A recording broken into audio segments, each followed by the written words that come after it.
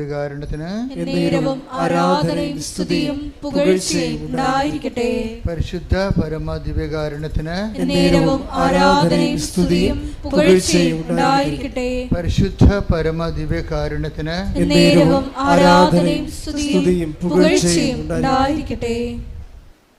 എൻ്റെ പ്രിയപ്പെട്ടവരെ,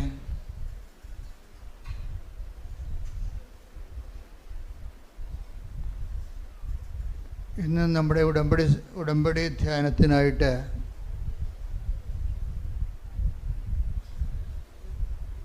നമ്മൾ സാക്ഷ്യ വിചാരണയ്ക്കായി എടുക്കുന്നത് ഇന്നലെ പറഞ്ഞ ഒരു സാക്ഷ്യമാണ്. ഒരു വൈദികനാണ് ആ സാക്ഷ്യം പറഞ്ഞത്. 2025 ഒരു പ്രത്യേകത ഞാൻ നോക്കിയിട്ട് വൈദികരുടെ സാക്ഷ്യങ്ങൾ കൂടുന്നുണ്ട്.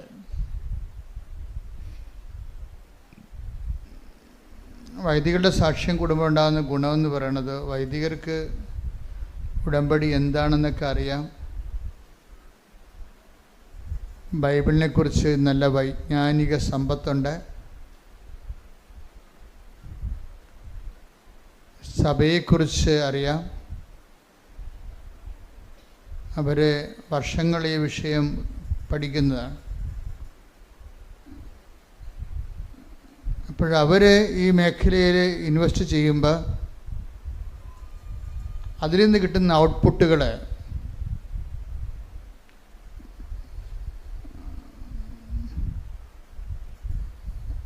എല്ലാവർക്കും ഒരുപോലെ പ്രയോജനമുള്ളതായിരിക്കും. ഇപ്പം ഇന്നലെ സാക്ഷ്യം പറഞ്ഞതൊരു ഫാദർ മാത്യു ഏലന്താനമാണ്. ഫാദർ മാത്യു ഏലന്താനം, അദ്ദേഹം കർണാടക സ്റ്റേറ്റിലാണ്, മലയാളിയാണ്. അദ്ദേഹത്തെ ഉടമ്പടിയിലേക്ക് നയിച്ച ഒരു വിഷയം ആദ്യം പറയാം. ഒന്നാമത്തെ കാര്യം, അദ്ദേഹത്തിന് കൂടെ 3 അപകടങ്ങളുണ്ടായി, 3 പ്രാവശ്യം കാലൊടിഞ്ഞ്. പിന്നീട് അത് ചികിത്സിച്ചിട്ട് ശരിയായില്ല.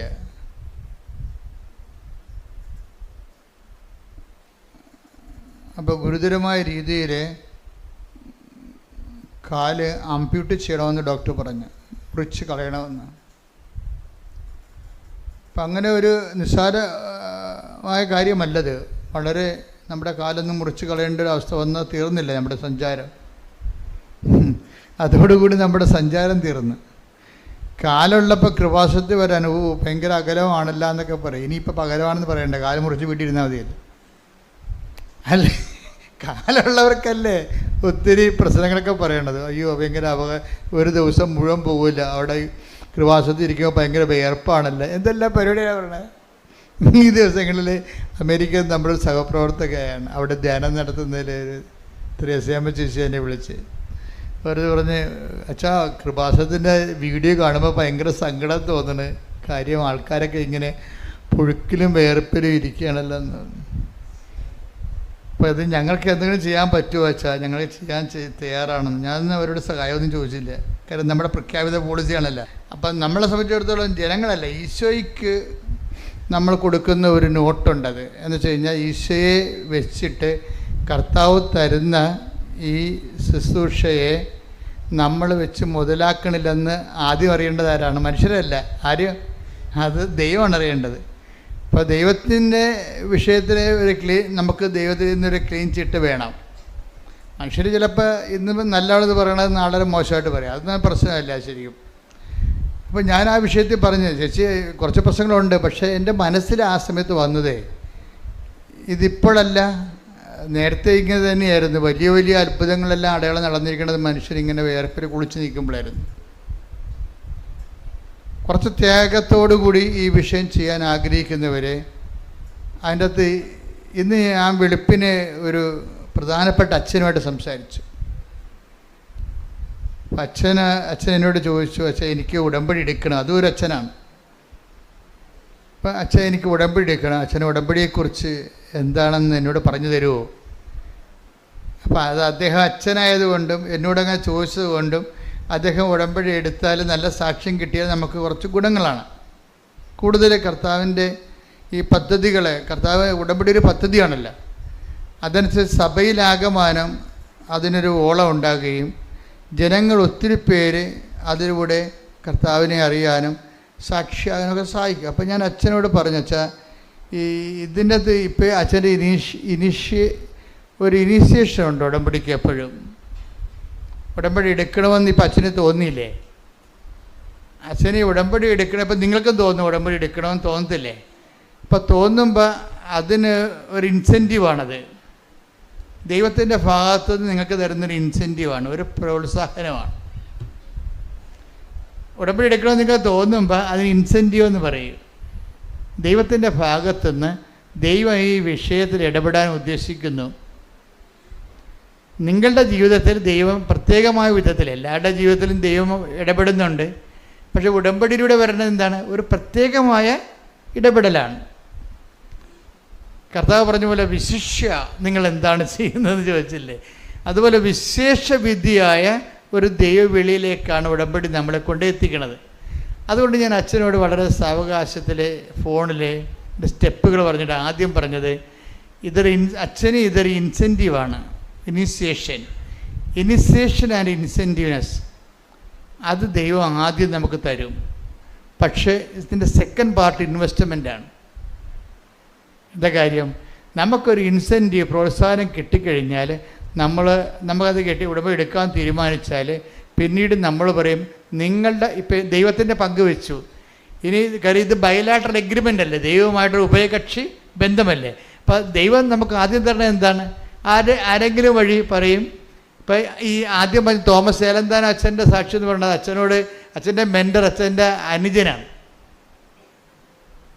അനുജനാണ് പറഞ്ഞത്. അച്ഛനെ ഒന്ന് കൃപാസനം വരെ എൻ്റെ കൂടെ വരുമോ എന്ന് ചോദിച്ചത്. ആരാണ് ചോദിച്ചത്? അച്ഛൻ്റെ സ്വന്തം അനുജനാണ്, കുടുംബജീവിതക്കാരനാണ്. അപ്പോൾ എന്താ വരാം, കാര്യം കാല് മുറിച്ച് കളയുമെന്ന് പറഞ്ഞിരിക്കുകയല്ലേ. തന്നെയല്ല വേറെയും പ്രശ്നമുണ്ട് അച്ഛന്. ഏലന്താന അച്ഛൻ ആദ്യം പറഞ്ഞ അച്ഛൻ്റെ പ്രശ്നം എന്താ? അച്ഛൻ്റെ കാല് മുറിച്ച് കളയണതല്ലേ, അച്ഛൻ്റെ ഹീമോഗ്ലോബിൻ കുറഞ്ഞുകൊണ്ടിരിക്കുകയാണ്. ഓരോ ദിവസവും 2 പോയിൻ്റ് വെച്ച് കുറയും. പിന്നെ വെളുത്ത് വെള്ളക്കടലത്ത് പോലെ ഇരിക്കും. കുറച്ച് ഹീമോഗ്ലോബിൻ കുറഞ്ഞ അറിയാമല്ലോ. പിന്നെയൊക്കെ തളർച്ചയായിരിക്കും, കിടപ്പായിരിക്കും. അപ്പോൾ അത് എന്താണെന്ന് കണ്ടുപിടിക്കാൻ പറ്റണില്ല. അതാണ് പ്രശ്നം.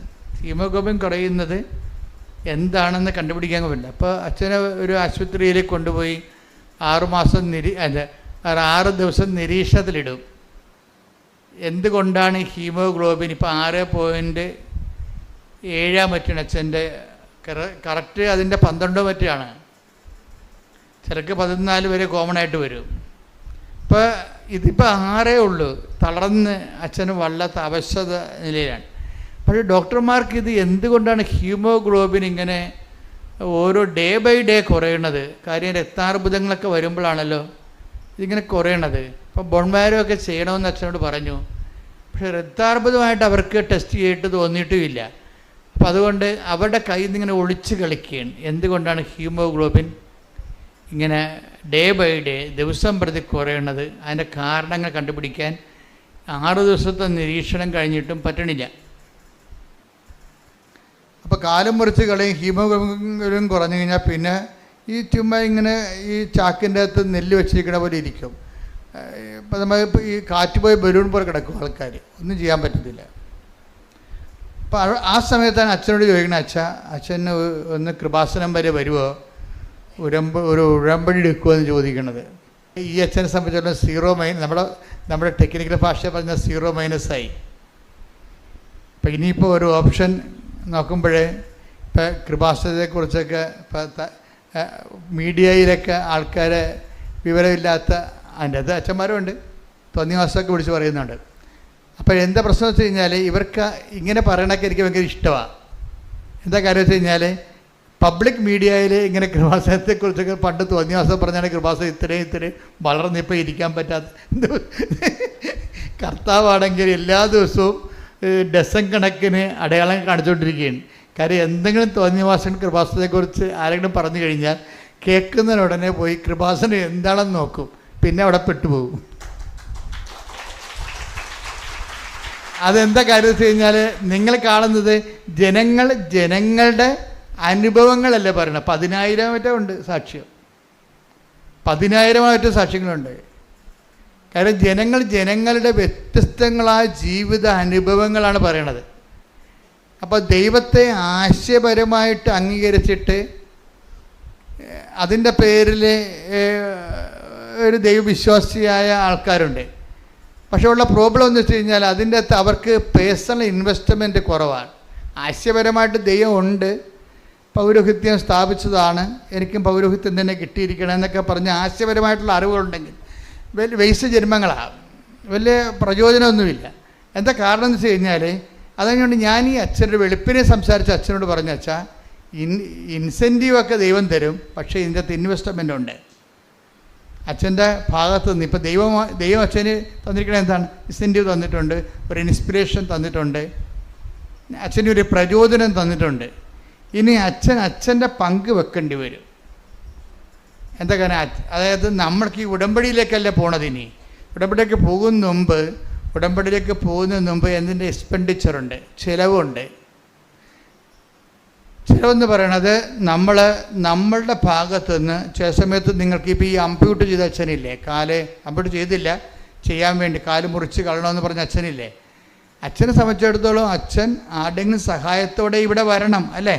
അതാണ് ചിലവ്. അതിൻ്റെ ആരുടെങ്കിലും സഹായത്തോടെ വരണം.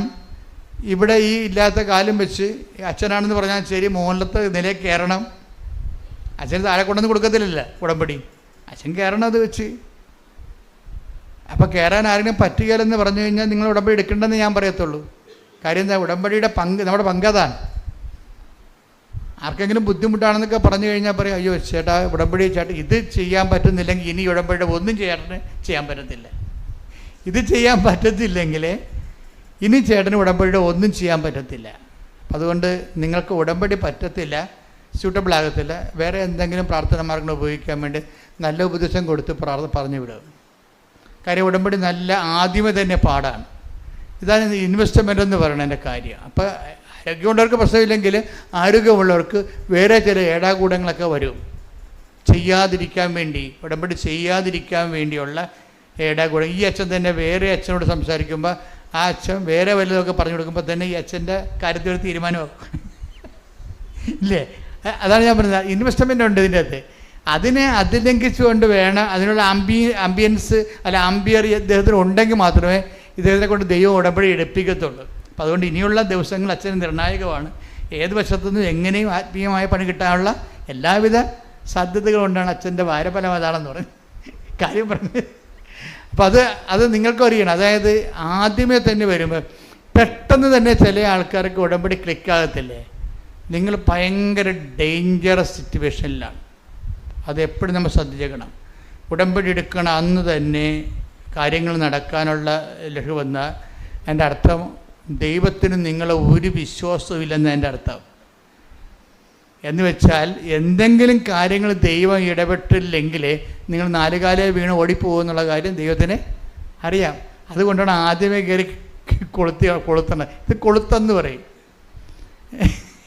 ആദ്യമേ അനുഭവം കിട്ടുന്നത് ഞാൻ എന്നോട് പറയാം, അച്ഛാ ഉടമ്പടി എടുത്ത അന്ന് തന്നെ അവർ വിസ തന്നു. ഞാൻ പറഞ്ഞു ഇത് കൊളുത്താണ്, നീ മെരുങ്ങാത്ത ആനയത് കൊണ്ടേ ഒരു തൊട്ടിക്കും പിടിച്ചാൽ കിട്ടാത്ത സാധനമാണ്. അതുകൊണ്ട് അപ്പം തന്നെ നീ സ്കൂട്ടാകും, ദൈവത്തിൻ്റെ തിരുസന്നിധിയിൽ നിന്ന് പോകും. ഇപ്പോഴും നമ്മൾ ഓർക്കേണ്ടതെന്ന് വെച്ച് കഴിഞ്ഞാൽ നല്ല ദൈവജ്ഞാനം ഉള്ളവരാണെങ്കിൽ ദൈവം ഇല്ലാത്തതും ഉള്ളതും ഒരുപോലെയാകും. ഇപ്പോൾ ഉടമ്പടിയിൽ ഏറ്റവും വലിയ സംഭവം എന്താ? പ്രസൻസ് അല്ലേ? പ്രസൻസ് ആണല്ലോ ദൈവത്തിൻ്റെ ഒരു ദാനം. എന്താണ് ഉടമ്പടി എടുക്കുമ്പോൾ? ദൈവത്തിൻ്റെ പ്രസൻസ് വരും. ഇപ്പം മാർപ്പാപ്പയുടെ മുറിയിൽ മഴവില്ല് കണ്ടെന്ന് എത്രയോ കാലമായി നമ്മൾ ഓരോ മനുഷ്യരും ഇവിടെ മഴവില്ല് കാണുന്നതാണ്. പക്ഷെ അത് വാർത്തയായത് ലോകത്തിന് ഇപ്പോഴാണ്. അത് കാരണം ഉന്നതമായ ശ്രേണികളിൽ ഇതുപോലെ അടയാളങ്ങൾ കാണിക്കുമ്പോൾ അത് അടയാളമാണോ ക്ലൈമറ്റിനാണോ നമുക്കറിയത്തില്ല. പക്ഷേ എന്നാലും അത് വാർത്തയായി എന്നുള്ള കാര്യം സത്യമാണ്. പക്ഷേ അതല്ല, ഉടമ്പടി എടുക്കുമ്പോൾ ഉടമ്പടിയുമായി ബന്ധപ്പെട്ടാണ് മഴവില്ല് ദൈവം അതിൻ്റെ ഒരു അടയാളമായിട്ടാണ് ബൈബിളിലെ വെളിപാടിൻ്റെ ഭാഗമാകുന്നത്. അതിനെ ഉടമ്പടി ചെയ്ത വ്യക്തികൾ ഇപ്പം മകളെ തോറ്റ് തൊപ്പിയിട്ട് അവൾ ഹോസ്റ്റലിൽ നിന്ന് ഇറങ്ങാൻ പോവുകയാണ്. ഇപ്പം അമ്മ കാശ് കൊടുക്കാൻ അവൾക്കില്ല, അവൾക്കിനി പഠിക്കാനും മുന്നോട്ട് പോകാനുള്ള മാർഗ്ഗമില്ല. അവളെ കോളേജിൽ നിന്ന് ടെർമിനേറ്റ് ചെയ്യാൻ പോകുമ്പോഴാണെങ്കിലും അമ്മ ഉടമ്പടി എടുക്കുമ്പോഴാണ് ആ ഉടമ്പടി എടുത്തെന്ന് വിളിച്ച് പറയുമ്പോൾ അവിടെ മുമ്പിൽ മഴവിൽ വന്ന് നിൽക്കും. അപ്പോഴമ്മ പറഞ്ഞു, അമ്മ അതേ മഴവില്ലേ, ഇനി അമ്മ പരിശുദ്ധ അമ്മ നോക്കിക്കൊള്ളും. അതാണ് എൻ്റെ വിഷയം. സാന്നിധ്യമാണ്, സാന്നിധ്യം, ദൈവസാന്നിധ്യത്തിൻ്റെ ഒരറിവാണ്. അപ്പം ദൈവസാന്നിധ്യം നൽകുമ്പോൾ ഇതുപോലെ തന്നെ നിങ്ങൾ കുറച്ചങ്ങോട്ട് ചെല്ലുമ്പോൾ ദൈവത്തിൻ്റെ അസാന്നിധ്യം ഉണ്ടാവും. ഈ ദൈവത്തിൻ്റെ അസാന്നിധ്യവും സാന്നിധ്യം പോലെ മനസ്സിലാക്കുമ്പോഴാണ് നമ്മൾ ശരിക്കും ഉടമ്പടി പക്വമാകുന്നത്. മനസ്സിലായ? ദൈവത്തിൻ്റെ സാന്നിധ്യം പോലെ തന്നെയാണ് ദൈവത്തിൻ്റെ അസാന്നിധ്യവും. അതിപ്പോൾ അറിയണമെങ്കിൽ ജെറമിയ വായിച്ചു നോക്കിയേ. ജെറമിയ 23:23 ശ്രുതികടെ ഹല്ലേലൂയ ഹല്ലേലൂയ ഹല്ലേലൂയ ഹല്ലേലൂയ യേശുവേ നന്ദി, യേശുവേ സ്തുതി. ഹല്ലേലൂയ ഹല്ലേലൂയ ഹല്ലേലൂയ ഹല്ലേലൂയ. ജെറമിയ 23:23 കർത്താവ് ചോദിക്കുന്നു, സമീപസ്ഥനായിരിക്കുമ്പോൾ മാത്രമാണോ, സമീപസ്ഥനായിരിക്കുമ്പോൾ മാത്രമാണോ ഞാൻ നിങ്ങൾക്ക് ദൈവം, വിദൂരത്തിലിരിക്കുമ്പോഴും ഞാൻ ദൈവമല്ലേ. ഇത് എന്താ പ്രശ്നം വെച്ച് കഴിഞ്ഞാൽ, സമീപത്തിരിക്കുമ്പോൾ ആ പ്രസൻസ് ഫീൽ ചെയ്യുമ്പോൾ മാത്രമാണ് ചില ആൾക്കാർ വിശ്വാസത്തിൽ നിൽക്കണത്. ചിലപ്പോൾ അടയാളമില്ലാത്തൊരു കാലമുണ്ടാവും. അപ്പം അടയാളമില്ലാത്തൊരു കാലവും അപ്പം വിചാരിക്കും ദൈവം ഇറങ്ങിപ്പോയി, നിൻ്റെ അനുഗ്രഹത്തിൻ്റെ കാലം കഴിഞ്ഞു, എൻ്റെ പ്രാർത്ഥനയ്ക്ക് എന്തോ കുഴപ്പമുണ്ട്, ഞാൻ പ്രാർത്ഥിച്ചിട്ട് ഏക്കണില്ല ഇനി എന്ന് പറയുമ്പോൾ വീണ്ടും നിങ്ങൾ പ്രാർത്ഥന കുറച്ചുകൊണ്ട് വരും, ഉടമ്പടിയിൽ വിശ്വസ്തത കുറച്ചുകൊണ്ട് വരും. കാര്യം പ്രസൻസിൻ്റെ കാലത്ത് നിങ്ങൾ കാണിക്കുന്ന വിശ്വാസത്തിന് ദൈവം അത്രയ്ക്ക് കണക്കിലെടുക്കത്തില്ല. എന്താ കാര്യം വെച്ച് കഴിഞ്ഞാൽ, പ്രസൻസ് നിങ്ങൾക്ക് നേരെ പ്രസൻസ് തന്നിട്ടാണല്ലോ, അനുഗ്രഹം തന്നിട്ടാണല്ലോ നിങ്ങൾ വിശ്വസിക്കണത്. വീട്ടിലെ പ്രസൻസിൻ്റെ കാലത്ത് നിങ്ങൾ കാണിക്കുന്ന എല്ലാ വിഷയങ്ങളും ദൈവം അത്ര കണ്ട് ആധികാരികതയില്ല അതിന്. കാര്യം എന്താണ്? അതിപ്പോൾ അടയാളം കൊടുക്കാമെന്ന് കേട്ട് അനുഗ്രഹം കൊടുക്കുമെന്ന് കണ്ടു കഴിഞ്ഞാൽ ആരെയും ദൈവമായിട്ട് ആചരിക്കുന്നതിന് ആർക്കും ഇവിടെ പ്രശ്നങ്ങളില്ല. അഹ്റോന് പുരോഹിത വേഷം ധരിപ്പിക്കുമ്പോൾ നിത്യത വരെ അഹ്റോൻ്റെ എല്ലാ തലമുറകൾക്കുമായിട്ടാണ് ദൈവസാന്നിധ്യം മോസസ് ഓരോ ഉടുപ്പ് ധരിപ്പിക്കണം അഹ്റോന്. പക്ഷെ ആ അഹ്റോൻ തന്നെയാണ് ഒരു നിമിഷം ഈജിപ്തിൽ നിന്ന് നമ്മളെ രക്ഷിച്ചത് ഈ കാളക്കുട്ടിയാണെന്ന് പറയണത്. ദൈവത്തെ മാറ്റി നിർത്തിക്കൊണ്ട് കാളക്കുട്ടിയെ ആരാധിക്കുന്നതിന് മനുഷ്യന് ഒന്നൊന്നും അറിഞ്ഞാൽ മതി, ഒന്ന് തിരിഞ്ഞാൽ മതി, അത് ദൈവത്തിന് നല്ലവണ്ണം അറിയാം. അതുകൊണ്ട് അടയാളം കാണിക്കുന്ന കാലത്ത് വലിയ ആർഭാടത്തോടെ സാക്ഷ്യം പറയുകയും അടയാളമില്ലാത്ത കാലത്ത് ദൈവം ഇല്ല എന്ന രീതി ജീവിക്കുകയും ചെയ്യുന്ന അവസ്ഥ ഉണ്ട്. അതുകൊണ്ടാണ് ദൈവം ചോദിക്കണത് ജെറമിയ 23:23 ഞാൻ ഒന്നുകൂടി വായിച്ചത്, സമീപസ്ഥനായിരിക്കുമ്പോൾ മാത്രമാണോ, പറഞ്ഞ് സമീപസ്ഥനായിരിക്കുമ്പോൾ മാത്രമാണോ ഞാൻ നിങ്ങൾക്ക് ദൈവം, വിദൂരത്തിലിരിക്കുമ്പോഴും ഞാൻ ദൈവമല്ലേ. അപ്പൊ നിങ്ങളുടെ വിഷയം നടന്നില്ല എന്ന് വെച്ചുകൊണ്ട് ദൈവത്തിന് വല്ല മാറ്റമുണ്ടോ? അതാണ് പ്രശ്നം. വിഷയം നടന്നില്ല, താമസിക്കുന്നു എന്ന് പറയുമ്പോഴേ ദൈവത്തിന് മാറ്റമുണ്ട് എന്ന് പറഞ്ഞുകൊണ്ടാണ് നിങ്ങൾ മാറിയിട്ട് പഴയ മനുഷ്യരായിട്ട് മാറുന്നത്. നമ്മളെ പഴയ മനുഷ്യരാക്കുന്ന ഒത്തിരി സാഹചര്യങ്ങളുണ്ട് സമൂഹത്തിൽ. ബൈബിളിലെ പുതിയ മനുഷ്യനും പഴയ മനുഷ്യനും ഒന്നുണ്ട്. Take the word of God. ശ്രുതിക്കട്ടെ. ഹല്ലേലൂയ ഹല്ലേലൂയ ഹല്ലേലൂയ ഹല്ലേലൂയ ഹല്ലേലൂയ യേശുവേ നന്ദി, യേശുവേ സ്തുതി. ഹല്ലേലൂയ ഹല്ലേലൂയ ഹല്ലേലൂയ. കൊളോസ്യസ് 3:10 എടുത്തേ. കൊളോസ്യസ് 3:10 ശ്രുതിക്കട്ടെ. ഹല്ലേലൂയ യേശുവേ നന്ദി, യേശുവേ ആരാധന ആരാധന ആരാധന ആരാധന. കൊളോസ്യസ് 3:10 സമ്പൂർണ്ണ ജ്ഞാനം കൊണ്ട്, പറഞ്ഞേ, സമ്പൂർണ്ണ ജ്ഞാനം കൊണ്ട് സൃഷ്ടാവിന്റെ പ്രതിച്ഛായക്കനുസൃതമായി നവീകരിക്കപ്പെടുന്ന പുതിയ മനുഷ്യനെ ധരിക്കുവിൻ. അപ്പം പഴയ മനുഷ്യനെ അതിൻ്റെ ചെയ്തികളോടുകൂടെ 9 ശ്രുതികടലിൽ പഴയ മനുഷ്യനെ പറഞ്ഞ പഴയ മനുഷ്യനെ അവന്റെ ചെയ്തികളോടുകൂടി നിഷ്കാസനം ചെയ്യുവിൻ. അതായത് രണ്ട് മനുഷ്യർ ഉടമ്പടിക്ക് ശേഷവും ഉടമ്പടിക്ക് മുമ്പും ഉടമ്പടിക്ക് ശേഷവും ദൈവം ആഗ്രഹിക്കുന്ന ഒരു പ്രക്രിയയുണ്ട്. അത് എവിടം വരെ എത്തിയെന്ന് അതിൻ്റെ റേറ്റിംഗ് നോക്കണം. പറഞ്ഞാൽ ശരി, ഭയങ്കര സീരിയസാണ്. ദൈവം ഇങ്ങനെ അകന്നു പോകണമെന്നും അല്ല പ്രശ്നം. നിങ്ങൾക്ക് ദൈവത്തെ മനസ്സിലാക്കാൻ പറ്റാതെ വരുമ്പോൾ അകന്നതുപോലെ അനുഭവിക്കുകയാണ്. കാര്യം ദൈവം ഇങ്ങനെ അകന്നു പോകുന്നു അല്ല അടുത്ത് വരുന്നു എന്നുള്ളതല്ല പ്രശ്നം ഇവിടുത്തെ. എന്താണ്, നമ്മൾക്ക് ദൈവത്തെ മനസ്സിലാക്കാൻ പറ്റാത്ത അവസ്ഥ വന്നാൽ ദൈവം അകന്നതുപോലെയാണ് നമുക്ക് അത് ആപേക്ഷികം. അപ്പം നമ്മുടെ ആധ്യാത്മിക അവസ്ഥ അനുസരിച്ചുകൊണ്ടാണ് ദൈവം അടുത്തോ അകന്നോ എന്നറിയണത്. നമുക്ക് ദൈവത്തെ അനുഭവിക്കാൻ പറ്റാത്തൊരു സിറ്റുവേഷൻസ് ഉണ്ടാകണത് എങ്ങനെയാണ്? ഈ പഴയ മനുഷ്യനിലേക്ക് നമ്മൾ തിരിച്ചു പോകും. പഴയ മനുഷ്യൻ, അതാണ് ഉടമ്പടിക്ക് ശേഷവും ഉടമ്പടിക്ക് മുമ്പും എന്ന് പറയണത്. ഉടമ്പടിക്ക് മുമ്പ് എങ്ങനെയായിരുന്നോ അതുപോലെ തന്നെയാണ് ഉടമ്പടിക്ക് ശേഷവും. കുറച്ച് അടയാളം കാണാതെ വരുമ്പോൾ നിങ്ങൾ ഉടമ്പടി മറന്നിട്ട് ദൈവത്തെയും മറന്നിട്ട് പഴയതാണ് നല്ലതെന്ന് പറയും. പഴയതാണ് നല്ലത് എന്ന് പറയണത് ഇപ്പോഴൊന്നുമല്ല, പണ്ട് മുതലേ ഉള്ളതാണ്. പഴയതാണ് പുതിയ വീഞ്ഞ് കുടിച്ചതിന് ശേഷം പഴയതാണ് നല്ലതെന്ന് അവർ പറയുന്നുവെന്നാണ്. അതായത് അവർ ശീലിച്ച ഹാബിറ്റായിപ്പോയ സംഭവമുണ്ട്. അഭിരുചികളും ഹാബിറ്റുമായിട്ട് ബന്ധമുണ്ട്. ഹാബിറ്റ് എന്ന് പറഞ്ഞാൽ എന്താ? ശീലം.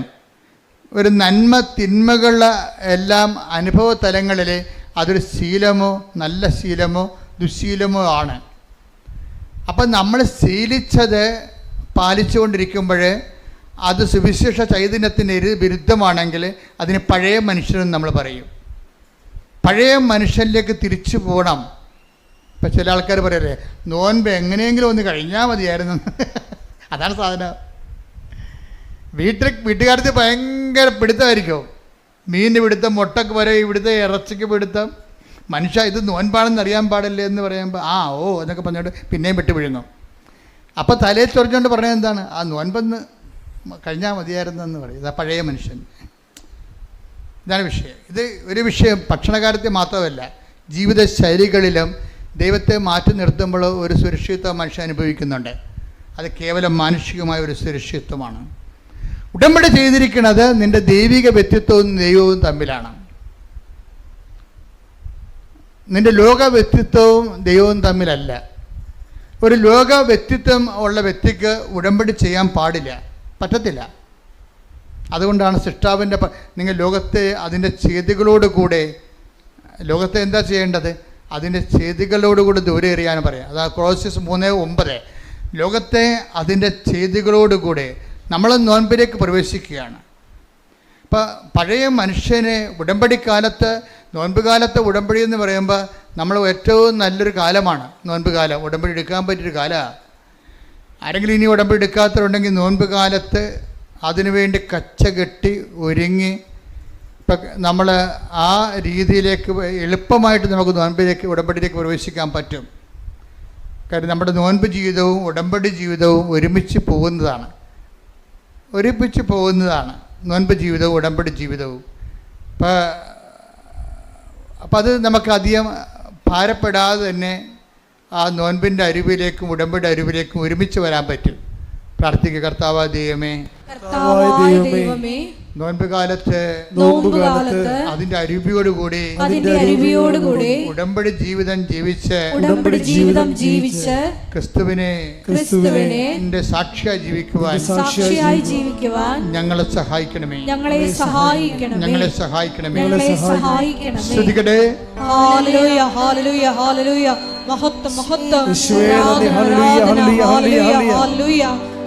നോമ്പുകാല ചൈതന്യം ഉൾക്കൊണ്ട് ഞങ്ങളുടെ ഉടമ്പടി ജീവിതത്തെ പുനഃക്രമീകരിക്കുവാൻ ഈ ആരാധനയിലൂടെ ഞങ്ങളെ അഭിഷേകം ചെയ്യണമേ. ഹല്ലേലൂയ.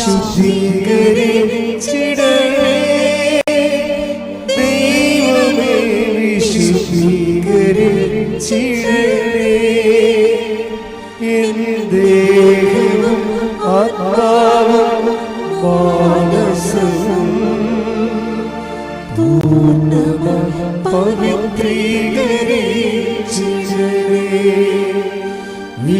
വിശുദ്ധീകരിച്ചിടണേ ദൈവമേ വിശുദ്ധീകരിച്ചിടണേ എൻ ദേഹവും ആത്മാവും മാനസവും പൂർണ്ണമായി പവിത്രീകരിച്ചിടണേ. യാക്കോബ് 1:27. അതായത് ഉടമ്പടിയും ഒരു വേർപാട് ജീവിതവും ഉണ്ട്. നോൻപ് കാലത്ത് ഈ അരൂപിയിലേക്ക് നമുക്ക് എളുപ്പം വരാൻ കഴിയും. യാക്കോബ് 1:27 വായിച്ച്. പിതാവായ ദൈവത്തിന്റെ മുമ്പിൽ പറഞ്ഞേ. പിതാവായ ദൈവത്തിന്റെ മുൻപിൽ പരിശുദ്ധവും നിഷ്കളങ്കവുമായ ഭക്തി ഇതാണ്. അനാഥരുടെയും വിധവകളുടെയും ഞെരുക്കങ്ങളിൽ അവരുടെ സഹായത്തിനെത്തുക. ലോകത്തിന്റെ കളങ്കമേൽക്കാതെ തന്നെ തന്നെ കാത്തു സൂക്ഷിക്കുക. ഉടമ്പടി കാലത്ത് നമ്മൾ രണ്ട് കാര്യങ്ങളാണ്. എന്താണ്? ഭക്തിയുടെ ജീവിതമുണ്ട്. പക്ഷെ ഭക്തി എന്ന് പറഞ്ഞാൽ എന്താണ്? എപ്പോഴും കൈകൊപ്പിക്കൊണ്ട് ദൈവമേ കൈതൊഴാൻ കേൾക്കുമാറാകണമെന്ന് പാടുന്നതല്ല ഭക്തി. ഭക്തി എന്ന് പറഞ്ഞാൽ എന്താണ്? ഒന്ന് വായിച്ചേ. സുവിശേഷ വിഹിതമായ ഭക്തിയുണ്ട്. എന്താണത്? പിതാവായ ദൈവത്തിന്റെ മുമ്പിൽ പരിശുദ്ധവും നിഷ്കളങ്കവുമായ ഭക്തി ഇതാണ്. അനാഥരുടെയും വിധവകളുടെയും ഞെരുക്കങ്ങളിൽ അവരുടെ സഹായത്തിനെത്തുക. ലോകത്തിന്റെ കളങ്കമേൽക്കാതെ തന്നെ തന്നെ കാത്തു സൂക്ഷിക്കുക. യാക്കോബിന്റെ ലേഖനമാണ് 1:27. അതായത് നിഷ്കളങ്കമായ ഭക്തി ഇതാണ്. ഭക്തിയെ രണ്ടായിട്ട് തിരിക്കുകയാണ്. എന്താണ് ശരിയാണത്? ഭക്തി രണ്ടായിട്ട് തിരിക്കുകയാണ്. നിഷ്കളങ്കമായ ഭക്തിയുമുണ്ട്, കളങ്കമുള്ള ഭക്തിയുമുണ്ട്.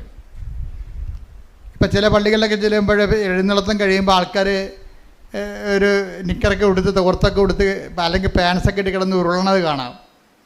ഉരുണ്ട് മണ്ണും പിടിച്ച് എഴുന്നേറ്റ് വന്ന് പുണ്യാളൻ്റെ മാതാവിൻ്റെ മുമ്പിൽ നിൽക്കും. അപ്പം അവരോട് ഞാൻ ചോദിക്കും, എന്താണ് ഉരുളാൻ കാര്യം? അത് ഭയങ്കര വയറുവേദനയായിരുന്നു. ആ വയറുവേദന ഇല്ലെങ്കിൽ ഇവന് ഉരുളാൻ പറ്റത്തില്ലേ? അപ്പം അതിൻ്റെ അകത്തൊരു നിഷ്കളങ്കമല്ല സംഭവം. ഭക്തിയുണ്ട്, പക്ഷേ ദൈവമല്ല അതിൻ്റെ അകത്ത് മെയിൻ ആൾ. ഇവൻ്റെ വയറും വേദനയൊക്കെയാണ്. അതാണ് കാര്യം മനസ്സിലായി. അവരുടെ ഒരു ഇൻറ്റൻഷൻ ഉണ്ട് അതിൻ്റെ അകത്ത്. ഇൻറ്റൻഷൻ മോശമാണെന്നല്ല, ഭക്തിയുടെ ക്വാളിറ്റി കളയുന്നുണ്ട്. ക്വാളിറ്റി ഇല്ലേ? 1-ാം തരം 2-ാം തരം എന്നൊക്കെ പറയത്തില്ലേ? ഇപ്പം ആലപ്പുഴയാണെങ്കിൽ ഇതായതുകൊണ്ട് ആലപ്പുഴ തന്നെ എക്സ്പോർട്ട് ക്വാളിറ്റി ഉണ്ട് അല്ലേ? കയറ് തന്നെ തടുക്കെല്ലാം എക്സ്പോർട്ട് ചെയ്യുന്ന ക്വാളിറ്റി ഉണ്ട്. അതുപോലെ തന്നെ ഭക്തിയും എക്സ്പോർട്ട് ക്വാളിറ്റി ഉണ്ട്. എന്താണ് എക്സ്പോർട്ട് ക്വാളിറ്റി? ദൈവത്തിന് മുൻതൂക്കം കൊടുത്തുകൊണ്ട് ഭക്തിയാണ് ദൈവത്തെങ്കിലേക്ക് പോണത്. അല്ലാത്ത ഭക്തി നമ്മളിലേക്കും കൂടി അതിൻ്റെ അകത്ത് വരുന്നുണ്ട്. നമ്മുടെ IELTS ഇപ്പോൾ പരീക്ഷ നടക്കുന്ന പിള്ളേരുടെ നമ്മൾ അവസാനം പരീക്ഷയ്ക്ക് വേണ്ടി പ്രാർത്ഥിക്കും. SLCക്കാരുടെ പരീക്ഷ തുടങ്ങാൻ പോകുന്നു, ബോർഡ് എക്സാം നടന്നുകൊണ്ടിരിക്കുന്നു. കുഞ്ഞുങ്ങളാണെങ്കിൽ ഇവിടെ ഒരു ദിവസം 200 പിള്ളേരൊക്കെയാണ് വരുന്നത്. അവിടെ എല്ലാവരുടെയും ഹോൾ ടിക്കറ്റ് വെഞ്ചരിക്കും. അവിടെ അമ്മമാർ ഉടമ്പടി എടുത്താൽ മതി. പക്ഷേ നിങ്ങൾ അമ്മമാർ ഉടമ്പടി എടുത്തിട്ടുണ്ടെങ്കിൽ കുഞ്ഞുങ്ങളെ ഇങ്ങോട്ട് പറഞ്ഞു വിടണം. നിങ്ങളുടെ ഉടമ്പടിയിൽ ഞങ്ങൾക്ക് അവർക്ക് ഹോൾ ടിക്കറ്റ് വെഞ്ചരിച്ച് കൊടുക്കും. പരീക്ഷയ്ക്ക് വേണ്ടി പ്രത്യേക കാശുരൂപ അവർക്ക് കൊടുക്കും. നിങ്ങൾ ഉടമ്പടി കാശിനും കൊടുത്തുകൊണ്ട് പിള്ളേരെ പരീക്ഷയ്ക്ക് വിടരുത്. അതെങ്ങാനും പോയാൽ നിങ്ങളുടെ ഉടമ്പടി പോകും. അപ്പം അതുകൊണ്ടാണ് അച്ഛൻ പ്രത്യേക കാശുരൂപം കൊടുക്കുന്നത്. പരീക്ഷയ്ക്ക് വേണ്ടി മാത്രമുള്ള ഒരു പ്രത്യേക ആ പരീക്ഷയുടെ വെഞ്ചരിപ്പുള്ള കാശുരൂപം കൊടുക്കും. അപ്പം അത് പിന്നെ അത് അവർക്ക് 5 പ്രാർത്ഥനയാണ് പിള്ളേർക്ക്. പരീക്ഷ പിള്ളേർക്ക് 5 പ്രാർത്ഥനയുള്ളത്. ഹോൾ ടിക്കറ്റ് വെഞ്ചരിക്കുന്ന, പിന്നെ കാശുരൂപം കൊടുക്കുന്നു, തൈലം പൂശി പ്രാർത്ഥിക്കുന്നു, അങ്ങനെ 5 കാര്യങ്ങൾ ചെയ്യും. പിന്നെ പരീക്ഷയ്ക്ക് ഒരുങ്ങാനുള്ള ഉപദേശം കൊടുക്കും. പിന്നെ പരീക്ഷയുടെ തനത് അഭിഷേക പ്രാർത്ഥന ചൊല്ലും. അപ്പോൾ അതിന് മാതാപിതാക്കന്മാരുടെ ഉടമ്പടി മതി. ആ വീട്ടിൽ ആരുടെയെങ്കിലും ഒരാളുടെ ഉടമ്പടി മതി. ആ വീട്ടിലായിരിക്കണം. ആ വീട്ടിലുള്ള ആ ഓൺ ഹൗസിൽ താമസിക്കുന്ന ആരുടെയെങ്കിലും ഒരാളുടെ ഉടമ്പടി മതി. പക്ഷേ പിള്ളേരുടെ ഇവിടെ കിട്ടിക്കഴിയുമ്പോൾ ഞാൻ കുഞ്ഞുങ്ങളോട് ആ ഉടമ്പടി പ്രകാരം എങ്ങനെ ജീവിക്കേണ്ടതെന്ന് ഞാൻ അവർക്ക് പറയാം. അപ്പം നിങ്ങൾക്ക് സപ്പോർട്ടീവാണത്. എന്താ സപ്പോർട്ടീവ് എന്ന് പറയണത്? നിങ്ങൾ എപ്പോൾ വായിട്ടടക്കേണ്ട കാര്യമില്ല. കുഞ്ഞുങ്ങളെ പരീക്ഷ കഴിയുമ്പോൾ നിങ്ങളുടെ ഉടമ്പടി ഏറ്റെടുത്ത് കുഞ്ഞുങ്ങൾ ചെയ്തോളൂ, പിന്നെ അവർ സ്വന്തമായിട്ട് ചെയ്തോളൂ. അപ്പം കിട്ടിയിരിക്കുന്ന അവസരങ്ങൾ കളയരുത്. ഇപ്പോൾ ഈ ദിവസങ്ങളിൽ പറ്റുന്ന ദിവസങ്ങളിൽ വന്ന് പരീക്ഷ എവിടെയെങ്കിലുമൊക്കെ ഒരു ഇൻ്റർവ്യൂവിൽ പരീക്ഷയ്ക്ക് ഉണ്ടാകത്തില്ലേ, ലീവ് ഒരു ദിവസമൊക്കെ പരീക്ഷ ഇല്ലാത്ത ദിവസമില്ലേ, നിങ്ങൾ ദൈവ കുഞ്ഞുങ്ങളെ കൊണ്ടുവന്ന് പ്രാർത്ഥിപ്പിക്കുക. വ്യാഴാഴ്ച ഒന്നും വരരുത്, വ്യാഴാഴ്ച ഒന്നും ഇവിടെ അച്ഛനുണ്ടാകത്തില്ല, ഞായറും വരരുത്. ബാക്കിയുള്ള ദിവസങ്ങളിൽ ഈ അച്ഛനെ കണ്ടേ പതിയാവൂ എന്ന് ധ്യാനത്തിൽ തന്നെ ഉടമ്പടി ഞാൻ ഇവരച്ഛനുള്ള ധ്യാനത്തിൽ തന്നെ നിൽക്കണത്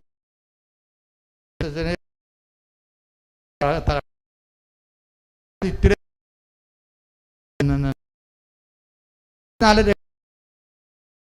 അതുകൊണ്ട് ഉണ്ടാകുകയല്ല. പക്ഷെ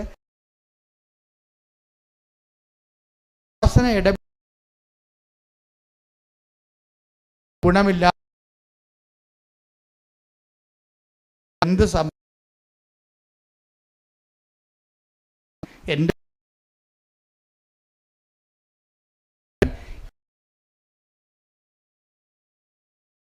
ശരി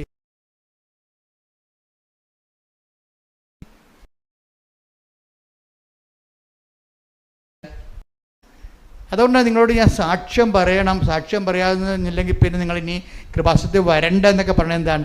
സാക്ഷ്യം ദൈവത്തിൻ്റെ പോർഷനാണ്, നമ്മുടെ അല്ല, നമ്മുടെ നിയോഗമാണ്. അത് ദൈവം സാധിച്ചു തന്നു കഴിഞ്ഞാൽ ഉടനെ പരിപാടി. പിന്നെ അടുത്ത നടപടി എന്താണ്? ദൈവത്തിൻ്റെ പങ്ക് കൊടുക്കണം. ദൈവത്തിന് കൊടുക്കാനുള്ള മഹത്വം കൊടുക്കുമ്പോൾ എന്ത് സംഭവിക്കണം? നിങ്ങളിലൂടെ ആയിരക്കണക്കിന് മനുഷ്യൻ, ഇപ്പോൾ ആ അച്ഛൻ്റെ സാക്ഷ്യമില്ലേ, അത് അപ്പ് ചെയ്ത് കഴിഞ്ഞാൽ എങ്ങനെയായാലും 1,00,000 പേര് ആ സാക്ഷ്യം കാണും. ആ 1,00,000 പേര് സാക്ഷ്യം കാണുമ്പോൾ അതിൻ്റെ അകത്ത് പല അച്ഛന്മാരും കാരണം ഇപ്പോഴെന്ന് വെച്ച് കഴിഞ്ഞാൽ ആൾക്കാരെല്ലാവരും തന്നെ ഇപ്പോഴ് അച്ഛൻ്റെ ഡെയിലി ബ്രെഡും അതുപോലെ ഇതെല്ലാം ആൾക്കാർ സ്റ്റാറ്റസ് ഇടുന്നുണ്ട്. ജർമ്മനിയിൽ നിന്ന് ഒരു ദിവസം എൻ്റെ സഹോദരൻ ഒരു ബന്ധു ഇവിടെ കല്യാണം കഴിച്ച് വന്നപ്പോൾ പറഞ്ഞു, അച്ഛാ ജർമ്മനിയിലൊക്കെ പലരും കൃപാസനത്തിൻ്റെ ഡെയിലി ബ്രെഡ് സാക്ഷ്യം ഇടുന്നുണ്ട്, സ്റ്റാറ്റസ് ഇടുന്നുണ്ട്. അങ്ങനെയാണ് ഞാനിത് അറിഞ്ഞതെന്ന്. അങ്ങനെ അതാണ് ജനങ്ങൾ വളരെ വിജിലൻ്റായ രീതിയിൽ സുവിശേഷം നല്ല രീതിയിൽ പ്രചരിപ്പിക്കുന്നുണ്ട് ആൾക്കാർ. അച്ഛൻ ഇവിടെ വന്ന് അച്ഛനൊരു ഡൗട്ടായിരുന്നു, ഈ ഏലംകുളം അച്ഛനെ ഏലന്താനം അച്ഛനൊരു ഡൗട്ടായിരുന്നു, ഇതെന്ത് ഈ ഉടമ്പടി എന്ന് പറയണത്? ഉടമ്പടി വ്യക്തികളും ദൈവവും തമ്മിൽ ചെയ്യണമില്ല, പിന്നെ എന്തിനാണ് മരിയൻ ഉടമ്പടി എന്ന് പറയണത്? അപ്പം ചിലർ പറയാം അത് ഫ്രോഡാണ്, ഇവിടെയുള്ള സാക്ഷ്യങ്ങളെല്ലാം കാശ് കൊടുത്തിട്ട് പറയിപ്പിക്കുന്നതാണെന്നാണ്. സാക്ഷ്യം പറഞ്ഞിട്ടുള്ള പല ആൾക്കാർ ഞങ്ങൾ ഓർത്തത് ഇവിടെ ഒരാൾക്ക് 5,000 രൂപ വെച്ച് കൊടുത്തിട്ടാണ് ഞാൻ ഈ സാക്ഷ്യം പറയണത്. അതെന്താ പ്രശ്നം വെച്ച് കഴിഞ്ഞാൽ നിങ്ങൾക്കറിയാമല്ലോ, ഇവിടെ സാക്ഷ്യം പറയുന്നതിന് പോലും ഭയങ്കര പാടാണ്, ക്യൂ നിൽക്കണം. എത്ര നേരം ക്യൂ നിന്നെങ്കിലാണ് ആൾക്കാർക്ക് അത് ഇനി സാക്ഷ്യം അംഗീകരിച്ച് കിട്ടാൻ വലിയ പാടല്ലേ. മുകളിൽ നിന്ന് പറഞ്ഞു വിട്ടാലും താഴെ അത് സ്കാൻ ചെയ്ത് നോക്കുമ്പോൾ അത് അപ്പ് ചെയ്യാൻ പറ്റാത്ത സാക്ഷ്യമാണെങ്കിൽ നിങ്ങൾ ഒപ്പിട്ട് കൊടുക്കുകയുള്ളൂ, പറയിപ്പിക്കത്തില്ലത്. അപ്പോൾ അതാണ് ഇവിടുത്തെ അവസ്ഥ. അത്രയും സാക്ഷ്യം ക്വാളിറ്റി ഉള്ളതുണ്ട് നമ്മുടെ കയ്യിൽ. ഞാൻ പറഞ്ഞു വരുന്നതിൻ്റെ അർത്ഥം എന്ന് പറയണത് ഇപ്പം അച്ഛൻ തന്നെ ചെയ്യണത് എന്താ? അച്ഛന് അനുഭവങ്ങൾ കിട്ടി. അച്ഛൻ ഇവിടെ ഇത് മരിയൻ ഉടമ്പടി എന്ന് വിളിക്കാൻ കാരണം എന്താണെന്നൊക്കെ പറഞ്ഞ് സംശയിച്ചാണ് പുള്ളി കയറണത്. കയറി മുകളിൽ ചെല്ലുമ്പോൾ തന്നെ എൻ്റെ ക്ലാസ് അച്ഛൻ കേൾക്കും. എന്താ കാര്യം? നിങ്ങൾക്ക് സംശയമുണ്ട്, എന്താണ് ദൈവത്തോടല്ലേ ഉടമ്പടി ചെയ്യണത്, പിന്നെ എന്താ മരിയൻ ഉടമ്പടി എന്ന് പറയണത്? അപ്പോൾ ഞാൻ ക്ലാസ്സിലൂടെ പറയും, മരിയൻ ഉടമ്പടി എന്ന് വെച്ച് കഴിഞ്ഞാൽ നമ്മൾ ദൈവത്തോട് തന്നെയാണ് ഉടമ്പടി ചെയ്യണത്, പക്ഷേ ആരുടെ മധ്യസ്ഥതയിൽ? മാതാവിൻ്റെ മധ്യസ്ഥതയിൽ. അതാണ് മരിയൻ ഉടമ്പടി എന്ന് പറയണത്. കാരണം അമ്മയല്ലേ പറഞ്ഞത് അവൻ പറയണത് പോലെ ചെയ്യണമെന്ന്. അപ്പം അവൻ പറയണത് പോലെ ചെയ്തോളാമെന്നല്ലേ നമ്മൾ ദൈവത്തോട് ഉടമ്പടി ചെയ്യണത്? ആരുടെ മധ്യസ്ഥതയിൽ? മാതാവിൻ്റെ മധ്യസ്ഥത. അതാണ് മരിയൻ ഉടമ്പടി. ശ്രുതികടേ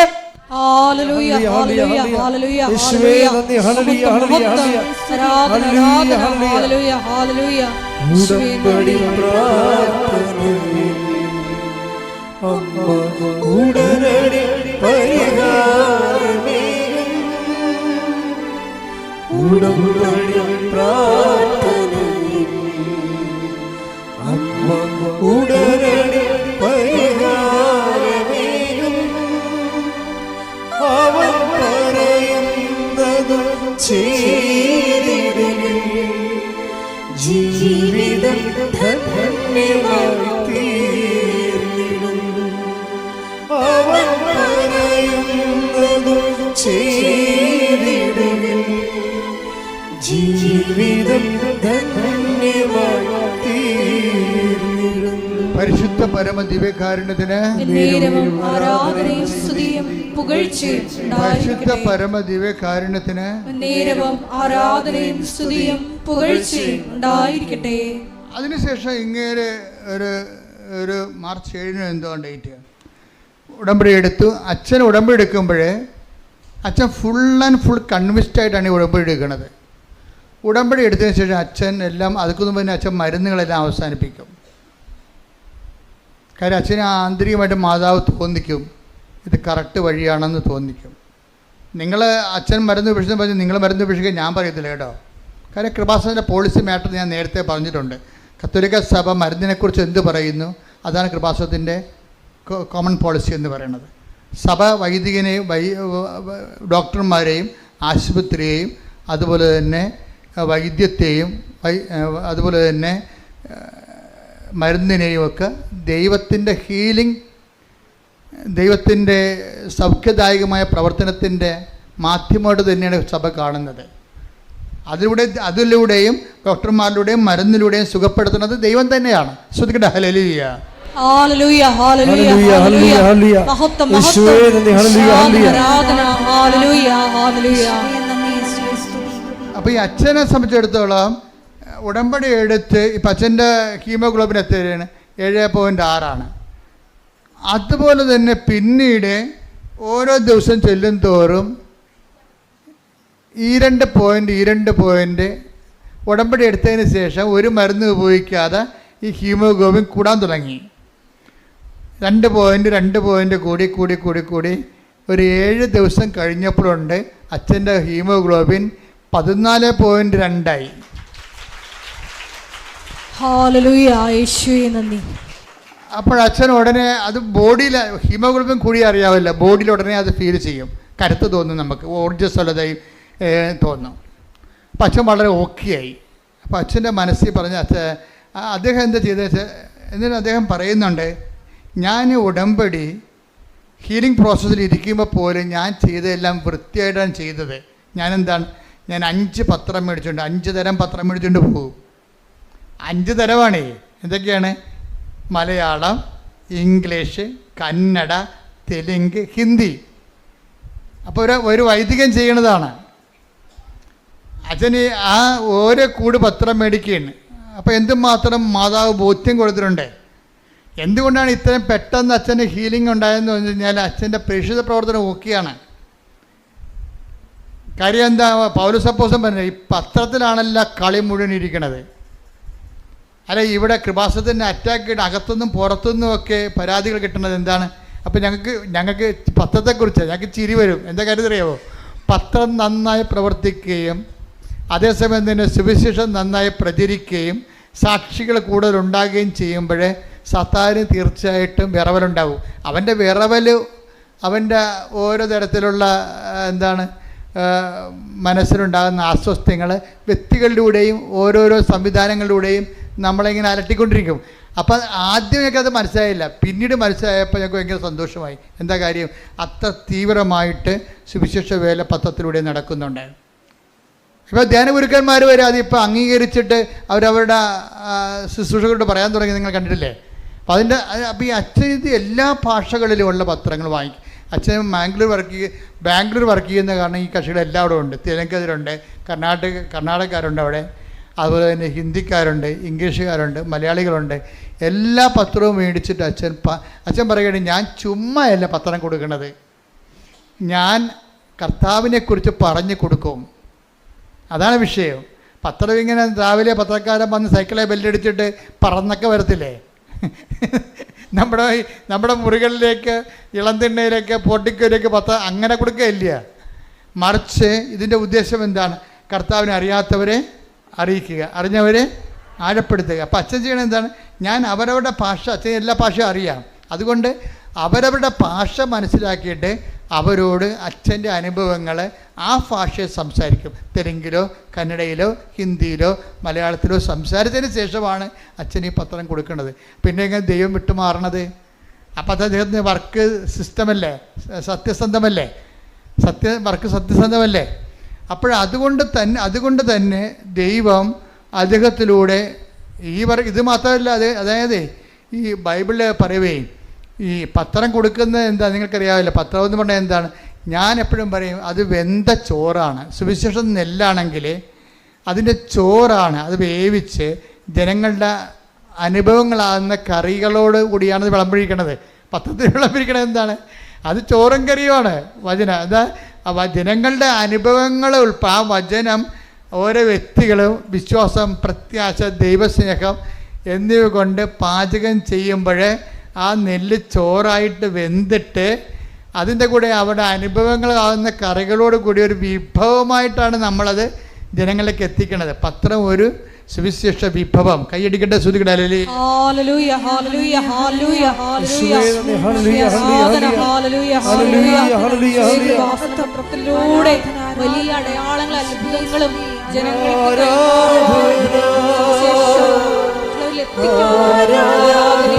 അഭിഷേകം ചെയ്യണമേ. ഹല്ലേലൂയ.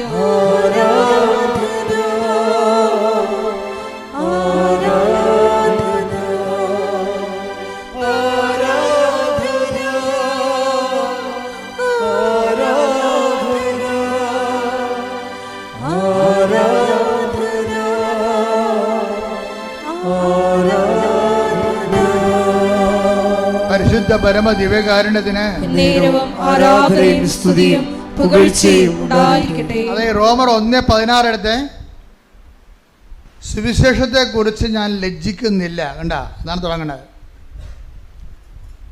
സുവിശേഷത്തെക്കുറിച്ച് ഞാൻ ലജ്ജിക്കുന്നില്ല. ആദ്യം അത് യഹൂദർക്ക്, പിന്നീട് വിജാതിയർക്കും രക്ഷയിലേക്ക് നയിക്കുന്ന ദൈവത്തിൻ്റെ ശക്തിയാണ്. അത് നിസ്സാരമല്ല കേട്ടോ. പത്രം ഒരു ശക്തിയുണ്ട്. പത്രത്തിൻ്റെ ശക്തി എന്നൊക്കെ പറയുകയല്ലേ. ആ ശക്തി എന്ന് പറഞ്ഞാൽ എന്താണത്? സുവിശേഷമാണത്. സുവിശേഷം ഇപ്പം നമ്മൾ സാക്ഷ്യം പറയുമ്പോൾ നമ്മൾ സുവിശേഷം ആകുകയാണ്. സാക്ഷ്യം പത്രത്തിൽ എഴുതി കൊടുക്കുമ്പോൾ നമ്മൾ സുവിശേഷം ഏകുകയാണ്. പിടിയിട്ടില്ലേ? നമ്മൾ സാക്ഷ്യം പറയുമ്പോൾ ആരാകും? നമ്മൾ സുവിശേഷമാകും. നമ്മൾ സാക്ഷ്യം പ്രിൻ്റ് ചെയ്ത നമ്മുടെ സാക്ഷ്യം പത്രത്തിലാക്കിയിട്ട് അനേകരുടെ സാക്ഷ്യങ്ങൾ നമ്മൾ ജനങ്ങളിലേക്ക് കൊടുക്കുമ്പോൾ നമ്മൾ എന്താണ്? സുവിശേഷം ഏകുക. അപ്പം നമ്മുടെ ലക്ഷ്യം എന്താണ്? ഉടമ്പടിയുടെ സുവിശേഷമാകുക. പറഞ്ഞേ, സുവിശേഷമാകുക, സുവിശേഷമേകുക, സുവിശേഷമേകുക, സുവിശേഷമാകുക, സുവിശേഷമാകുക, സുവിശേഷമേകുക. കൈയടിക്കട്ടെ, ശ്രുതിക്കട്ടെ. ഹല്ലേലൂയ ഹല്ലേലൂയ ഹല്ലേലൂയ ഹല്ലേലൂയ ഹല്ലേലൂയ. യേശുവേ നന്ദി.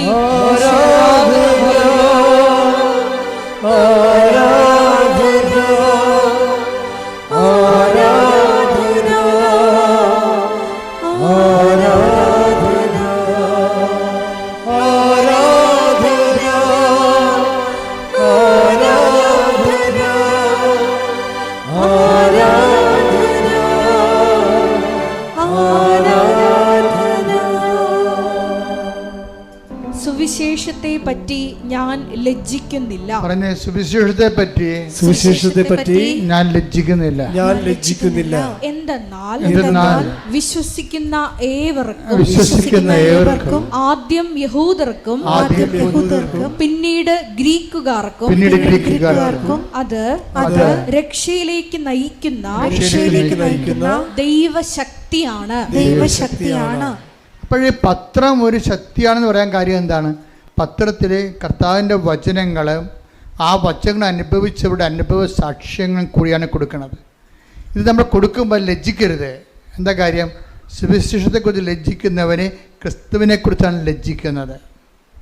അതവിടെ വിഷയം പോകുന്നത്. സുവിശേഷത്തെക്കുറിച്ച് ലജ്ജിക്കുന്നത്, ഇപ്പം നമ്മളെ സംബന്ധിച്ചുള്ള സുവിശേഷം കണ്ടിട്ടില്ല, സുവിശേഷം വായിച്ചാൽ തന്നെ മനസ്സിലായിട്ടില്ല. ഈ മനസ്സിലാകാത്തവർക്ക് പിന്നെ എന്ത് ചെയ്യും? മനസ്സിലാകുന്ന ഭാഷയിലാണ് സുവിശേഷം പത്രത്തിലൂടെ എഴുതിയിരിക്കുന്നത്, അവരുടെ അനുഭവത്തിലൂടെ.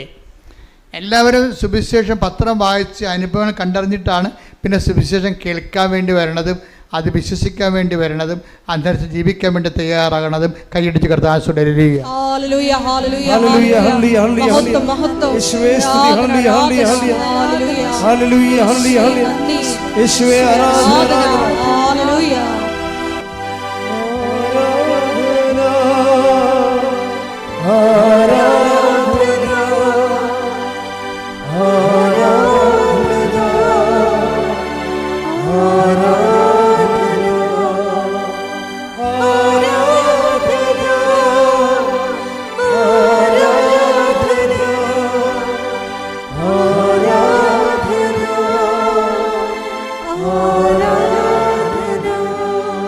പരിശുദ്ധ പരമദിവ്യകാരുണ്യത്തിന് നേരവും ആരാധനയും സ്തുതിയും പുകഴ്ചയും ഉണ്ടായിരിക്കട്ടെ. പരിശുദ്ധ പരമദിവ്യകാരുണ്യത്തിന് നേരവും ആരാധനയും സ്തുതിയും പുകഴ്ചയും ഉണ്ടായിരിക്കട്ടെ. അപ്പോൾ ഇതോടുകൂടി അച്ഛൻ്റെ വർക്ക് ആത്മാർത്ഥമാണ് ദൈവത്തിന് തോന്നിയപ്പോഴേ രണ്ട് കാര്യങ്ങൾ കൂടി അച്ഛന് ചെയ്ത് കൊടുത്ത്. അതായത് അച്ഛന് ഭയങ്കര ജോയിൻറ്റ് പെയിൻസ് ആയിരുന്നു. ആ ജോയിൻറ്റ് പെയിൻസ് ചെന്നപാടെ തന്നെ പോയി. അച്ഛൻ നടക്കാനോ എടുക്കാനോ പാടില്ലാത്ത വിധത്തിലുള്ള ജോയിൻറ്റ് പെയിൻസാണ്. ആ ജോയിൻറ്റ് പെയിൻസ് വെച്ചുകൊണ്ടാണ് കർത്താവ് ഈ പത്രമൊക്കെ അച്ഛൻ വിതരണം ചെയ്യണതും ആൾക്കാർക്ക് സുവിശേഷ വേല പ്രേക്ഷിത വേല ചെയ്യണത്. അപ്പോൾ അതോട് ജോയിൻറ്റ് പെയിൻസ് മാറി. രണ്ടാമതൊരു കാര്യം കൂടി മാറിയതായിട്ട് അച്ഛൻ പറയുന്നത്, അതായത് ഷുഗറാണ്. 300ഓളം ഉണ്ടായിരുന്ന ഷുഗർ നോർമലായിട്ട് 113 നോർമൽ ആവശ്യമായിരിക്കും. അപ്പോൾ ഇതെല്ലാം ഒരു വ്യക്തികളിൽ അതായത് നിങ്ങളൊരു അനുഭവം കിട്ടിക്കഴിയുമ്പോൾ പിന്നീട് നിങ്ങൾ പ്രവർത്തനങ്ങളിലും പ്രേക്ഷിത പ്രവർത്തനങ്ങളിലും കയറി നിൽക്കണം. അപ്പോഴാണ് നിങ്ങൾ സ്റ്റെപ്പായിട്ട് ദൈവം ഓരോ വിഷയങ്ങൾ ഇടപെട്ട് വരണത്. എന്ന് വെച്ച് കഴിഞ്ഞാൽ പ്രാവർത്തനത്തിന് ആനുപാതികമായിരിക്കും ദൈവാനുഭവം എന്ന് ഞാൻ പറയുകയല്ല. അച്ഛൻ്റെ അനുഭവങ്ങൾ നിങ്ങൾക്ക് പകർന്നു നൽകുകയാണ്. അച്ഛൻ്റെ അനുഭവം ഇതാണ്. ഇതുപോലെ അനുഭവമുള്ള ആയിരങ്ങളുണ്ട്. അവരുടെ സാക്ഷ്യങ്ങളാണ് നമ്മൾ എല്ലാ ദിവസവും കേട്ടുകൊണ്ടിരിക്കുന്നത്. അപ്പോൾ സാക്ഷ്യം എന്ന് പറയണത് തന്നെ അതുപോലെ തന്നെ ഇപ്പോൾ എപ്പോഴും നിങ്ങൾ ചെയ്യേണ്ടത്, ഞാനിപ്പോൾ എന്നെ കാണാൻ വരുന്നവരോട് പറയും, നിങ്ങൾ ഇന്ന് മുതൽ എന്നെ സുവിശേഷത്തിൻ്റെ സാക്ഷിയാക്കണമെന്ന് പ്രാർത്ഥിക്കണമെന്ന് പറയും. കാര്യം വെച്ചാൽ ദൈവത്തിൻ്റെ ഇൻട്രസ്റ്റ് കൂടി കവർ ചെയ്തുകൊണ്ടാണ് ഞാൻ ആ ഉപദേശം കൊടുക്കുന്നത്. അല്ല തീഷ്ണമായി പ്രാർത്ഥിക്കണമെന്നല്ല പറയണത്. എന്നെ കാണാൻ വന്നവരുടെ കാര്യങ്ങൾ കുറച്ച് മോശം കണ്ടീഷനാണെങ്കിൽ ഞാൻ പറയും, ഇന്ന് മുതൽ നിങ്ങൾ പ്രാർത്ഥിക്കേണ്ടത് സുവിശേഷത്തിൻ്റെ ആ ബോള് കർത്താവിൻ്റെ കോട്ടിലോട്ട് ഞാൻ അടിച്ചു മാറ്റുന്നതാണ്. എന്താ കാര്യം? സുവിശേഷത്തിൻ്റെ സാക്ഷിയാക്കണമെന്ന് പറയുമ്പോൾ നിങ്ങളുടെ വിഷയം ആരുടെ വിഷയമാകും? അത് ദൈവത്തിൻ്റെ വിഷയമാകും. ചില കാര്യം അച്ഛനെ കാണാൻ വരുമ്പോൾ എനിക്ക് ഭയങ്കര അവരോട് ദേഷ്യം വരും. കാര്യം എന്താ കാര്യത്തിന് അവിടെ തലയൊക്കെ വെക്കുമ്പോൾ എനിക്കറിയാൻ പറ്റും അവരത് ഉടമ്പടി അവസാനിപ്പിക്കാൻ പോവുകയാണ്, കള്ളത്തരത്തിന് ചീട്ട് വാങ്ങിച്ചിരിക്കുകയാണ്. എന്താ കാര്യം വെച്ച് കഴിഞ്ഞാൽ ഇനിയിപ്പോൾ അച്ഛനെ കാണാൻ കൂടിയല്ലേ ഉള്ളതിൻ്റെ അകത്ത്, എന്നാൽ അതും കൂടി നടക്കട്ടെ എന്ന് വെച്ചുകൊണ്ട് അവരെ പഴയ ജീവിതത്തിലേക്ക് അവർ തിരിച്ചു പോകാൻ പോകണം. ഇതിനുള്ളിൽ നമുക്ക് ഉള്ള പിന്നെ ഒരു ചാൻസ് ഉള്ളത് അച്ഛനെ കാണുകയാണ്. അപ്പോൾ അച്ഛനെ കാണുന്നത് അനുഗ്രഹം ഏതെങ്കിലും വിധത്തിൽ കിട്ടിക്കോട്ടെ എന്നുള്ള അവസാന നടപടി ഭാഗമാണ്. അത് അവർ ദൈവത്തിന് വേണ്ടി ജീവിക്കുന്നതിന് അവർക്ക് താല്പര്യമില്ല. അപ്പം ഞാനിവിടെ എന്നെ കാണാൻ വരുമ്പോൾ തന്നെ ചോദിക്കും, ഉടമ്പടി ഇവിടം വരെയായി, ഇതാരാണ് എടുത്തത്, നിങ്ങൾ ചെയ്യുന്ന പ്രേക്ഷിത വേല എന്താണ്, നിങ്ങൾ ചെയ്യുന്ന ആതുര സേവനം എന്താണ്, എത്ര രോഗികളെ കാണാൻ പോയി, ഇവർ പാടിക്കും. അപ്പോൾ ഞാൻ വണ്ടി വിട്ടേക്കാൻ പറയും. അപ്പോൾ എനിക്ക് മനസ്സിലാവും ദൈവത്തിന് പ്രയോജനമില്ലാത്ത ഒരു ചാണാപ്പുഴുക്കാണ് ഈ സാധനം. അപ്പോൾ ഇതിനെ കൊണ്ടിന് മുന്നോട്ട് പോയിട്ട് കാര്യമില്ല. Why should I waste my time? രോഗിയാണെങ്കിൽ മാത്രം പ്രാർത്ഥിക്കും. കാര്യം രോഗിയോട് കരുണ കാണിക്കണം കർത്താവ് പറഞ്ഞിട്ടില്ലേ. അല്ലെങ്കിൽ എനിക്കറിയാം ഇത് അനുഗ്രഹം അടിച്ചു മാറ്റിയിട്ട് ദൈവത്തിൽ നിന്ന് പിന്തിരിഞ്ഞ് പോകാനുള്ള ഉദ്ദേശത്തിന് വേണ്ടിയാണ്, കാപട്യമായിട്ടാണ് ഇവിടെ അച്ഛനെ കാണാൻ ഉദ്ദേശിക്കുന്നത്. അപ്പോൾ അത് നിങ്ങളെ ശ്രദ്ധിക്കണം. അത് ചില ആൾക്കാർ അച്ഛനെ കണ്ടു കഴിയുമ്പോൾ മുമ്പത്തെക്കാൾ വെടിക്കെട്ടായിട്ട് അവരങ്ങോട്ട് ഉണർന്ന് അവിടെ തെറ്റുകളൊക്കെ തിരുത്തി ഭംഗിയായിട്ട് ഒരു ഉടമ്പടി ചെയ്ത് കർത്താവിൻ്റെ സാക്ഷിയായിട്ട് പോണ കാണാം. അതുപോലെ തന്നെ ഇന്നലെ കഴിഞ്ഞ ദിവസങ്ങളിലൊക്കെ ഞാൻ നിങ്ങളെക്കുറിച്ച് ഈ ഞായറാഴ്ച കൂട്ടായ്മ ധ്യാനം റെക്കോർഡ് ചെയ്യുന്ന ആരാധനയിൽ വെച്ച് നിങ്ങളെക്കുറിച്ച് ഓർക്കുമ്പോഴൊക്കെ എൻ്റെ മനസ്സിൽ കർത്താവ് തരണ ഒരു വചനം എന്താണെന്നറിയാമോ? ഒരു മനുഷ്യൻ പണ്ട് രഥത്തിൻ്റെ പുറകെ ഓടി നടന്ന്, സുവിശേഷത്തിൽ ഏറ്റവും മനോഹരമായ ഒരു രംഗമാണത്. അത് എത്യോപ്യക്കാർ ഫൈനാൻസ് രാജാവ്, അവിടുത്തെ ഫൈനാൻസ് മന്ത്രിയാണ്, എത്യോപ്യക്കാരൻ, ഷണ്ടനാണ് അദ്ദേഹം. ഷണ്ടൻ എന്ന് പറഞ്ഞാൽ എന്താണെന്ന് വെച്ചാൽ ടെസ്റ്റിക്കിൾസൊക്കെ മുറിച്ച് കളയും. കർത്താവിൻ്റെ കാലത്ത് എത്യോപ്യയിലൊക്കെ എല്ലാ രാജ്യങ്ങളിലും ധനമന്ത്രിമാരുണ്ടാകുമല്ലോ. അപ്പോൾ ധനമന്ത്രിമാരുണ്ടാകുമ്പോൾ രാജാക്കന്മാരെന്താ ചെയ്യണമെന്നറിയാമോ? അവരുടെ വൃഷ്ണം കണ്ടിച്ച് കളയും. എന്താ കാര്യം? ഇവർക്ക് മക്കളുണ്ടായി കഴിഞ്ഞാൽ ഇവർ ഖജനാവിൽ നിന്ന് കൈയിട്ട് വരും. അതാണ് എത്യോപ്യക്കാരൻ ഷണ്ടൻ എന്ന് പറയണത്. ഫൈനാൻസ് മിനിസ്റ്ററാണ് അവിടുത്തെ. പക്ഷേ ബൈബിൾ പറയുന്നുണ്ട് അയാൾ ഷണ്ടനാണ്. കാരണം ഫൈനാൻസ് മിനിസ്റ്റർ ആയതുകൊണ്ട് സ്വാഭാവികമായിട്ട് കോടിക്കണക്കിന് രൂപ വരുമ്പോൾ അയാളുടെ കുടുംബത്തിലേക്ക് കൊടുക്കാതിരിക്കാൻ വേണ്ടി, അയാളുടെ കുടുംബം ഉണ്ടാകാതിരിക്കാൻ വേണ്ടി അയാളുടെ വൃഷണങ്ങൾ മുറിച്ച് കളയും. അതങ്ങനെ ഷണ്ടൻ. അതാണ് ഈശോ പറയണത്, മനുഷ്യരാൽ ഷണ്ടന്മാരാക്കപ്പെടുന്നവരുണ്ട് അല്ലേ? ഈശോ പറയത്തില്ലേ, സ്വരാജ്യത്തെ പോലെ തങ്ങളെ തന്നെ ഷണ്ടന്മാരാക്കുന്നവരുണ്ട്. അപ്പോൾ ഈ മനുഷ്യരാൽ ഷണ്ടന്മാരാക്കുന്നവരാണ് ഈ ടൈപ്പ്. ഈ മനുഷ്യൻ ജെറുസലേമിൽ നിന്ന് ദൈവാരാധനയ്ക്ക് പോയിട്ട് തിരിച്ചു വരികയാണ്. ആ രംഗത്തെ നടപടി പുസ്തകം 8:29 എടുത്ത് ശ്രുതികട ഹല്ലേലൂയ. പ്രവർത്തനങ്ങൾ 8:29. ആത്മാവ് പീലിപ്പോസിനോട് പറഞ്ഞു.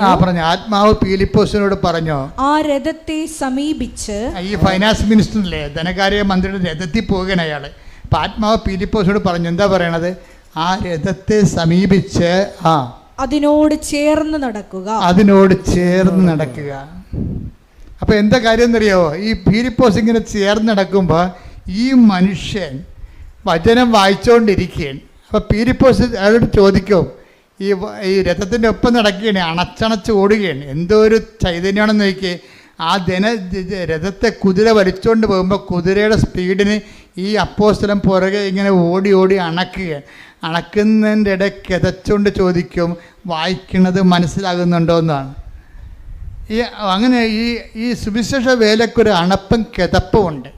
കർത്താവിന് വേണ്ടി കിതക്കണം. അതാണ് പ്രേക്ഷിതൻ. പ്രാർത്ഥിക്കുക, കർത്താവേ ഫിലിപ്പോസിനെ പോലെ കർത്താവിന് വേണ്ടി സുവിശേഷ കൈമാറ്റത്തിന് വേണ്ടി ഏത് കൊലകൊമ്പനായാലും ഒരു ആത്മവിശ്വാസത്തോടെ അവന്റെ കൂടെ നടന്ന് അവന്റെ സ്പീഡിനകത്ത് നീങ്ങിയില്ലെങ്കിലും അണച്ചായാലും കിതച്ചായാലും വായിക്കുന്നത് മനസ്സിലാകുന്നുണ്ടോ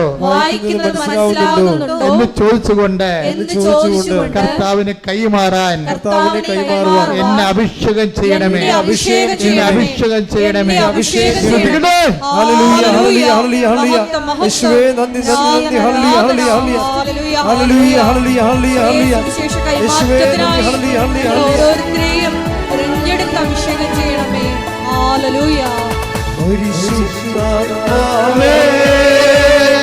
ശക്തി പകർന്നിടണേ പരിശുദ്ധാത്മാവേ, ശക്തി പകർന്നിടണേ.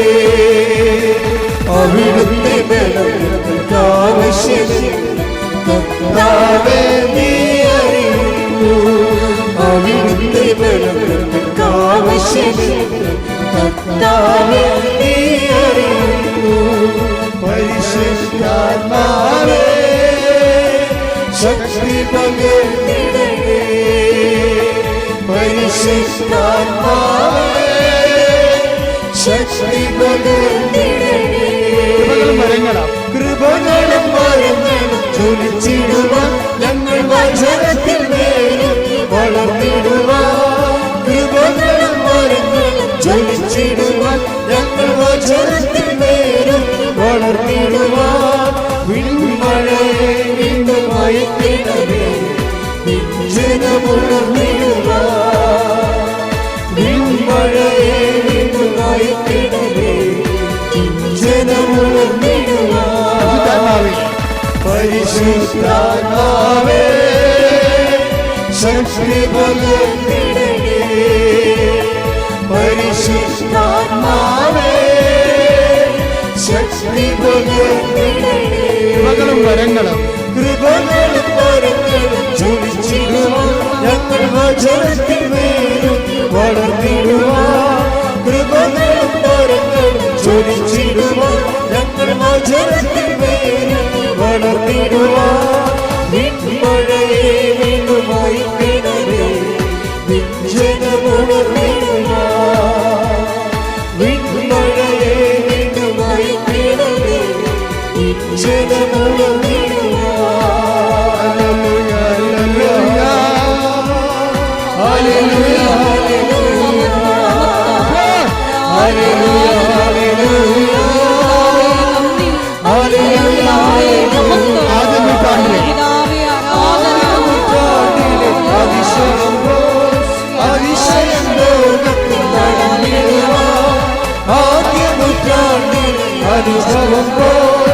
അതിശയം ലോകത്തിൽ നടന്നിടുവാൻ ആദിയിലെന്ന പോലാത്മാവേ അധിക ബലം തരണേ. ആദിയിലെന്ന പോലാത്മാവേ അധിക ബലം തരണേ. ആദിയിലെന്ന പോലാത്മാവേ അധിക ബലം തരണേ.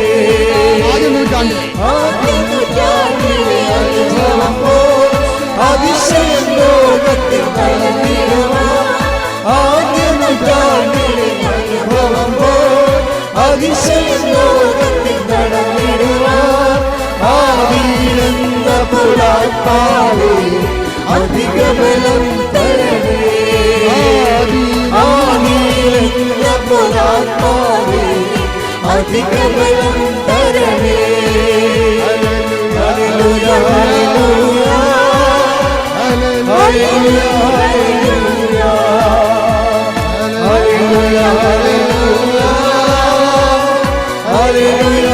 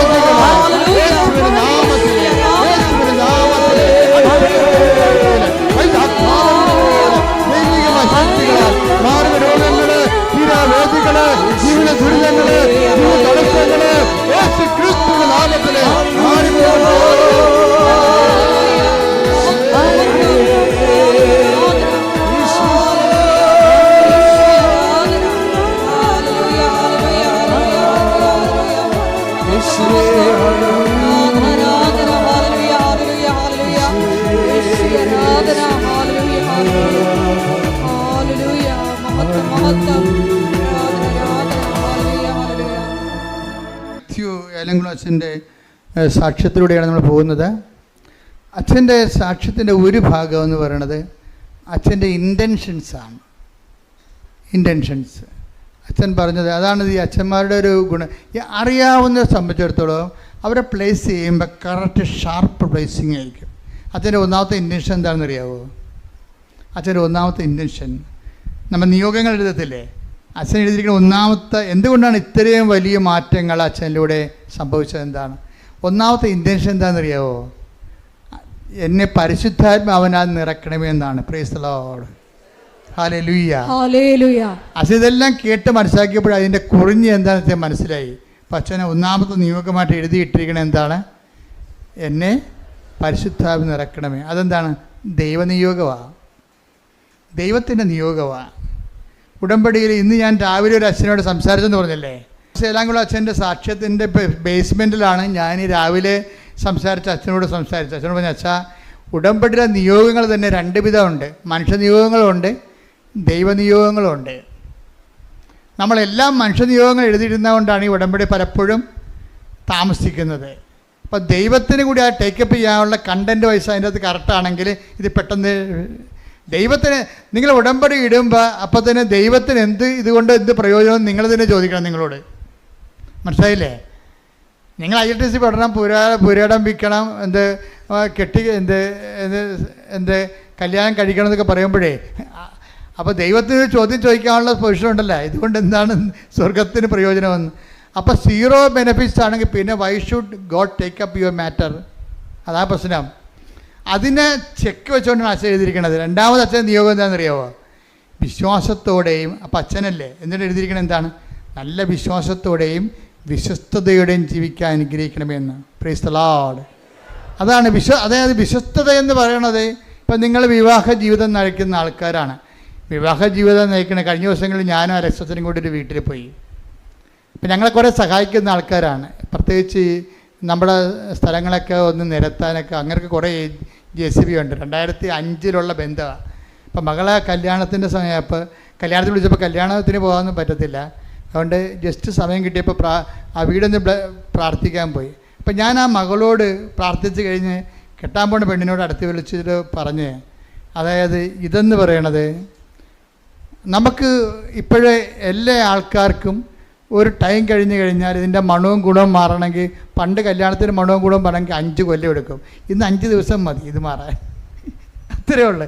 ടൈം എന്ത് കുറഞ്ഞു. മണവും ഗുണവും എന്നൊക്കെ പറയുന്നത് നാട്ടുകാരുടെ ഭാഷയാണത് കേട്ടോ. അത് നമ്മളെ പിടിച്ചു നിർത്തുന്ന ആകർഷകമായ അട്രാക്റ്റീവ്നെസ്, അതാണ് മണവും ഗുണവും എന്ന് പറയുന്നത്. പണ്ടത്തെ അമ്മാമ്മമാരുടെ ഭാഷ. കല്യാണത്തിന് മണവും ഗുണമൊക്കെ മാറണമെങ്കിൽ പണ്ട് 5 കൊല്ലമൊക്കെ എടുക്കുമായിരുന്നു. ഇപ്പം 5 ദിവസം എടുത്താൽ മതി. അതിൻ്റെ കാരണം എന്താ? അതുകൊണ്ട് തന്നെ ഇത് ഡേഞ്ചറസ് പോയിൻ്റാണ്. പിരിയുന്നവർക്ക് പിരിയാൻ ഒരുപാട് കാരണങ്ങളുണ്ട്. പിരിയാതിരിക്കാൻ ഒറ്റ കാര്യമേ ഉള്ളൂ. എന്താണ്? ക്രിസ്തുവിൻ്റെ നാമത്തിലാണ് ഞാൻ ജീവിത പങ്കാളിയെ സ്വീകരിച്ചിരിക്കുന്നത്. Praise the Lord. ഹല്ലേലൂയ. അപ്പം അവൻ്റെ നാമത്തിലാകുമ്പോൾ വിശ്വസ്തത ഇതിൻ്റെ മെയിൻ സംഭവമാണ്. ഉടമ്പടി വർക്ക് ചെയ്യണത് വിശ്വാസമല്ലേ? നിങ്ങളെ ആൾക്ക് തെറ്റിദ്ധരിച്ചിട്ടാണ്. വിശ്വാസമില്ലാതെ നമ്മൾ ഇവിടം വരെ വരുമോ? ഇനി തിരിച്ചു പോകണത് എന്താണ്? വിശ്വസ്തതയിൽ വളരാനാണ് തിരിച്ചു പോണത്, വിശ്വാസം വളരാനല്ല. നിങ്ങൾ വരണത് വിശ്വാസത്തിൽ ആണ് പോണത് വിശ്വസ്തതയിൽ വളരാനാണ് പോണത്. എന്താണ്? നിങ്ങൾ ഒരാളെ കൂടി ചേർത്തിട്ടുണ്ട്. ആരാണ്? ബയലാറ്ററൽ എഗ്രിമെൻ്റാണ്. കർത്താവുമായിട്ട് നിങ്ങൾ ഉഭയകക്ഷി സമ്മതമാണ്. ഇനി നിങ്ങൾ തമ്മിലുള്ള വിശ്വസ്തതയുടെ പോയിൻ്റുണ്ട്. അപ്പോൾ വിശ്വസ്തത എന്ന് പറയേണ്ടത് അത് എല്ലാ ജീവിതത്തിലും ദൈവവുമായിട്ടുള്ള എല്ലാ കല്യാണത്തിലുള്ള വിശ്വസ്തത എന്താണ്? ദൈവം യോജിപ്പിച്ചത് കൊണ്ടാണ് നമ്മൾ അത് മനുഷ്യൻ വേർപിരിക്കരുതെന്ന് പറയണത്. ദൈവം യോജിപ്പിച്ചത് കൊണ്ടാണ്. ഇപ്പം PR അവിടെ ചെന്നപ്പോൾ അമേരിക്കയിൽ ചെന്ന് പറഞ്ഞ് ഇയാൾക്ക് PR ഇല്ല എന്ന് പറഞ്ഞുകൊണ്ട് അവൾ ഉടനെ അടുത്ത ടിക്കറ്റ് എടുത്ത് നാട്ടിലോട്ട് പോകുന്നു. അവൾക്ക് PR ഇല്ല. PR എന്ന് പറഞ്ഞാൽ ഉടനെ പിരിയണേ ഇതൊക്കെ. അപ്പം നീ എന്തിനാണ് കർത്താവിൻ്റെ തിരുസന്നിധിയിൽ വന്ന് നിന്നത്? ഇയാൾക്ക് PR ഉണ്ട്, അതുകൊണ്ട് കല്യാണം കഴിക്കണം എന്നാണ് പറയണത്. അപ്പം ഇങ്ങനെയുള്ള കാപഠ്യ മുഖങ്ങളുണ്ട്. ഒരു കാര്യം ഞാൻ ഇവിടെ പറഞ്ഞേക്കാം, ഒന്നുറങ്ങിയാൽ നേരം വെളുക്കത്തില്ല. നിങ്ങൾ ദൈവത്തിനെ വഞ്ചിച്ച് സാമ്പത്തികമായ വയറ്റിപ്പിഴപ്പിൻ്റെ പേരിലാണ് വിവാഹിതരായെങ്കിൽ, ഒരു വ്യക്തി ദൈവത്തിനെ അറിഞ്ഞ വ്യക്തി ജീവിക്കുമ്പോഴേ കുറച്ച് പേയ്മെൻ്റ് ഉണ്ട് ഇതിൻ്റെ അകത്ത്. നിങ്ങൾ ഓർക്കരുത്, ഇത് ഈ കുരിശുരൂപ എന്തിനാണ്? ഞാൻ എല്ലാവരും കുരിശുരൂപം വേണ്ട, കുരിശ് മതി എന്നൊക്കെ പറഞ്ഞുകൊണ്ട് കുരിശുരൂപം വേണ്ടെന്നൊക്കെ പറയുമ്പോഴും ഞാൻ എന്താണ് വലിയ കർത്താവിന് ഇങ്ങനെ കുരിശ് തറച്ച് അൾത്താറയിൽ ഇങ്ങനെ അടുപ്പിച്ച് വെച്ചിരിക്കണത് എന്തിനാണ്? പേയ്മെൻ്റാണിത്. ക്രിസ്തുവുമായിട്ട് നിങ്ങൾ മുന്നോട്ട് പോകാൻ ഉദ്ദേശിക്കുന്നുണ്ടെങ്കിൽ ആ യാത്ര ആലപ്പുഴ വരെ അല്ല, അതെവിടെയാണ്? നിത്യത വരെയാണ്. നിത്യത വരെയുള്ള യാത്രയ്ക്ക് പേയ്മെൻ്റ് ഉണ്ടെന്നാണ് ഈശോ പറഞ്ഞത്. ചില പ്രയാസങ്ങളും ചില പീഡാസഹനങ്ങളും ഈ ജീവിതത്തിൽ വരുമ്പോഴേ ക്രിസ്തുവിൻ്റെ നാമത്തിലെടുക്കുന്നതാണ് വിശ്വസ്തത എന്ന് പറയുന്നത്. വിശ്വസ്തത എന്ന് പറയുന്നത് എന്താണ്? നിങ്ങൾ അങ്ങോട്ടും ഇങ്ങോട്ടും എടുക്കുന്ന വിശ്വസ്തതയല്ല. നിങ്ങൾ വ്യക്തികൾ തമ്മിൽ അങ്ങോട്ടും ഇങ്ങോട്ടും കാണിക്കുന്ന വിശ്വസ്തതയല്ല. മറിച്ച് എന്താണ്? നിങ്ങൾ ദൈവത്തിൻ്റെ മുമ്പിൽ ദൈവത്തിൻ്റെ നാമത്തിലെടുത്തിട്ടുള്ളത് കൊണ്ടാണ് വിശ്വസ്തത എന്ന് പറയണത്. അതുകൊണ്ട് ദൈവത്തിൻ്റെ നാമം എന്ന് പറയുമ്പോൾ നിങ്ങൾ നിത്യത വരെയാണ് സംരക്ഷിക്കുന്നത്. നിത്യത വരെയാണ് സംരക്ഷിക്കുന്നത്. നിങ്ങളൊരു കൊച്ചു ജനിച്ച് കഴിയുമ്പോൾ നിങ്ങൾ കണ്ണീരോടെ അതിൻ്റെ ജ്ഞാനസ്ഥാന സമയത്ത് മുട്ടുകുത്തി കർത്താവിനോട് പറയണം, ഈ കുഞ്ഞിനെ വളർത്തി പുണ്യവതിയാക്കി പുണ്യവാനാക്കി വിവാഹം കഴിപ്പിക്കാൻ വേണ്ടി അൾത്താറെ വരുമ്പോൾ അന്ന് ഞങ്ങൾ രണ്ടുപേരും കർത്താവിൻ്റെ മുമ്പിൽ ഒരുമിച്ചുണ്ടാകണമെന്ന്. മനസ്സിലായില്ലേ? കർത്താവ് ഇവിടെ വരുമ്പോൾ അപ്പനെ കാണാനില്ല, അപ്പൻ ഡൈവേഴ്സിലാണ്. അമ്മയെ കാണാനില്ല, അമ്മ ഡൈവേഴ്സിലാണ്. വേറെ ഒരുത്തരും ഇവിടെ പൊറുക്കുകയാണ്. അങ്ങനെ വന്നു കഴിഞ്ഞാൽ പിന്നെ നിങ്ങൾക്ക് എന്ത് കാര്യം അൾത്താറ വരാൻ കാര്യം? നിങ്ങൾ ഓരോരുത്തരുടെ കൂടെ കെട്ടിയവൻ്റെ കൂടെ പൊറുക്കാതെ അവനിലുണ്ടായ കുഞ്ഞിനെ കല്യാണം കഴിപ്പിക്കാൻ വേണ്ടി നീ ഇങ്ങനെ ഉടുത്ത് കെട്ടി മേക്കപ്പൊക്കെ ചെയ്തുകൊണ്ട് വന്നിട്ട് നിൻ്റെ കൂടെ കർത്താവിൻ്റെ കൂടെ വിശ്വസ്തയോടെ നീ ഏറ്റെടുത്ത ജീവിത പങ്കാളി നിൻ്റെ കൂടെ ഒരുമിച്ച് ജീവിക്കണില്ല എന്നുണ്ടെങ്കിൽ പിന്നെ നിനക്ക് എന്ത് റൈറ്റാണ് കർത്താവിന് മുമ്പിൽ വന്നത്? നീയാ ജീവിച്ച് വഴിപിഴച്ച് 4 കഴിയതിന് ശേഷം നിൻ്റെ മകളെ കർത്താവിന് വീണ്ടും പിഴപ്പിക്കാൻ വേണ്ടിയാണ് നീ പിശാച വരണത്. ഇത് ഒരു നടക്ക് പോകത്തില്ല. നിങ്ങളോട് പലരും പല രീതിയിൽ പറയും, അതൊക്കെ കുഴപ്പമൊന്നുമില്ല, ഈ കാലത്തിൻ്റെ ഒപ്പം അനുസരിച്ച് പോകും, മനുഷ്യന് ജീവിതമാണ് വലുത്, ഒരു ജീവിതമേ ഉള്ളെന്നൊക്കെ പറയും. ഓർക്കുക, ഇതൊക്കെ ഇങ്ങനെയുള്ള പഴം വർത്തമാനങ്ങൾ, ഒരു ജീവിതമേ ഉള്ളെന്നും പറഞ്ഞുകൊണ്ട് എന്തുമാത്രം പേരുടെ നിത്യജീവിതം പിശാച് അവതാളത്തിലാക്കിയിട്ടുണ്ടെന്ന് അറിയാവോ? ഒരു ജീവിതമേ ഉള്ളൂ എന്നും പറഞ്ഞുകൊണ്ട് പിശാച് ഈ എത്രയോ മനുഷ്യരുടെ നിത്യജീവിതം അവതാളത്തിലാക്കിയിട്ടുണ്ടെന്നുള്ളത് വിവേചിച്ച് മനസ്സിലാക്കണമെങ്കിൽ കുറഞ്ഞ പക്ഷം ഒരു മിനിമം ഹോളി സ്പിരിറ്റ് വേണം. അതുകൊണ്ടാണ് അച്ഛൻ എഴുതിയിരിക്കുന്നത്, എനിക്ക് പരിശുദ്ധാത്മ നൽകണമേ, നിറക്കണമേ, നിലനിർത്തണമേ എന്ന് പ്രാർത്ഥിക്കുന്നത്. കാര്യം ഒരു ജീവിതമേ ഉള്ളൂ എന്ന് നമ്മൾ പറയുന്നത് ആരാണ്? കർത്താവ് പണ്ട് ഒരു അന്ധനെ സുഖപ്പെടുത്തിയില്ലേ? അത് വായിച്ചോളൂ, മർക്കോസിന്റെ സുവിശേഷത്തിൽ 8:22. ശ്രുതികട്ടെ ഹല്ലേലൂയ ഹല്ലേലൂയ ഹല്ലേലൂയ. യേശുവേ നന്ദി. ഹല്ലേലൂയ ഹല്ലേലൂയ ഹല്ലേലൂയ ഹല്ലേലൂയ ഹല്ലേലൂയ. യേശുവേ സ്തുതി. ഹല്ലേലൂയ. മർക്കോസ് 8:22, 23, 24, 25, 26 വായിച്ച് ശ്രുതികട്ടെ ഹല്ലേലൂയ ഹല്ലേലൂയ ഹല്ലേലൂയ. പിന്നീട് അവൻ ബെത്സയിദയിലെത്തി. കുറെ പേർ ഒരു അന്ധനെ കണ്ണുകാണാൻ മനുഷ്യനെ അന്ധനെ അവന്റെ അടുത്ത് കൊണ്ടുവന്ന് അവനെ സ്പർശിക്കണമെന്ന് യേശുവിനോട് അപേക്ഷിച്ചു. അവൻ അന്ധനെ കൈക്ക് പിടിച്ച് ഗ്രാമത്തിന് വെളിയിലേക്ക് കൊണ്ടുപോയി അവന്റെ കണ്ണുകളിൽ തുപ്പിയ ശേഷം അവന്റെ മേൽ കൈകൾ വെച്ചുകൊണ്ട് ചോദിച്ചു, നീ എന്തെങ്കിലും കാണുന്നുണ്ടോ? നോക്കിയിട്ട് അവൻ പറഞ്ഞു, ഞാൻ മനുഷ്യരെ കാണുന്നുണ്ട്, അവർ മരങ്ങളെ പോലെ നടക്കുന്നതായും കാണുന്നു. യേശു വീണ്ടും അവന്റെ കണ്ണുകളിൽ കൈകൾ വെച്ചു. അവൻ സൂക്ഷിച്ചു നോക്കി, കാഴ്ച തിരിച്ചു കിട്ടുകയും ചെയ്തു. അവൻ എല്ലാ വസ്തുക്കളും വ്യക്തമായി കണ്ടു. ഗ്രാമത്തിൽ പ്രവേശിക്കുക പോലും ചെയ്യരുതെന്ന് എന്ന് പറഞ്ഞ് യേശു അവനെ വീട്ടിലേക്ക് അയച്ചു. കണ്ട എന്താ വിഷയം? ഇവിടെ അവസാനം പറഞ്ഞിരിക്കുന്നത് എന്താ? ഗ്രാമത്തിൽ നിരപരാധികളുണ്ടല്ലേ അവിടെ. ദൈവത്തിൻ്റെ കൃപയിൽ വന്ന് നീ കർത്താവിൻ്റെ ഒരു അനുഗ്രഹം പ്രാപിച്ചു കഴിഞ്ഞാൽ പലപ്പോഴും ആ അനുഗ്രഹത്തിനെതിരെ സംസാരിക്കുന്ന ഒരു വീട്ടിലും ഉണ്ടാകും, അതുപോലെ തന്നെ നാട്ടിലും ഉണ്ടാകും. ചിലർ പറയും ഇത് പ്രാർത്ഥിച്ചില്ലേലും നടക്കുമായിരുന്നു. അതാണ് ഗ്രാമം എന്ന് പറയണത്. അപ്പോൾ മനസ്സിലായോ? പല്ലിതക്കാത്തമാരും ദൈവിക പ്രവൃത്തികൾ വെളിപ്പെട്ട് കഴിഞ്ഞാൽ ഉടനെ പല്ലിളിക്കുകയും വെള്ളറി പിടിക്കുകയും ചെയ്യുന്ന ആർക്കാണ്? പിശാചിനാണ്. ദൈവിക പ്രവൃത്തികൾ വെളിപ്പെട്ട് കഴിഞ്ഞാൽ അത് ദൈവിക പ്രവൃത്തികളല്ല എന്ന് പറയും. ദൈവത്തെ അംഗീകരിച്ചു കഴിഞ്ഞാൽ എന്ത് പറ്റും? തങ്ങളുടെ ജീവിതത്തിൽ കാണിച്ചു കൂട്ടിയിരിക്കുന്ന വൃത്തികെട്ട ജീവിതങ്ങൾ തെറ്റായിട്ട് ഇന്നല്ലെങ്കിൽ നാളെ അവർ വിചാരണ ചെയ്യപ്പെടും. എന്തുകൊണ്ടാണ് മനുഷ്യൻ ദൈവത്തെ അംഗീകരിക്കുന്നത് പോരായ്മയെ കരുതുന്നത്? ഒന്ന്, അവൻ തന്നെയാണ് ദൈവം എന്ന് പറയുമ്പോഴാണല്ലോ പോരായ്മ. രണ്ടാമത്തെ കാര്യം അതല്ല, ദൈവം ഉണ്ടെന്ന് മനസ്സിലാക്കി കഴിഞ്ഞാൽ അവന് പേടിയാണ്. എന്താ കാര്യം? അവൻ ചെയ്തതെല്ലാം വെളിപ്പെടും.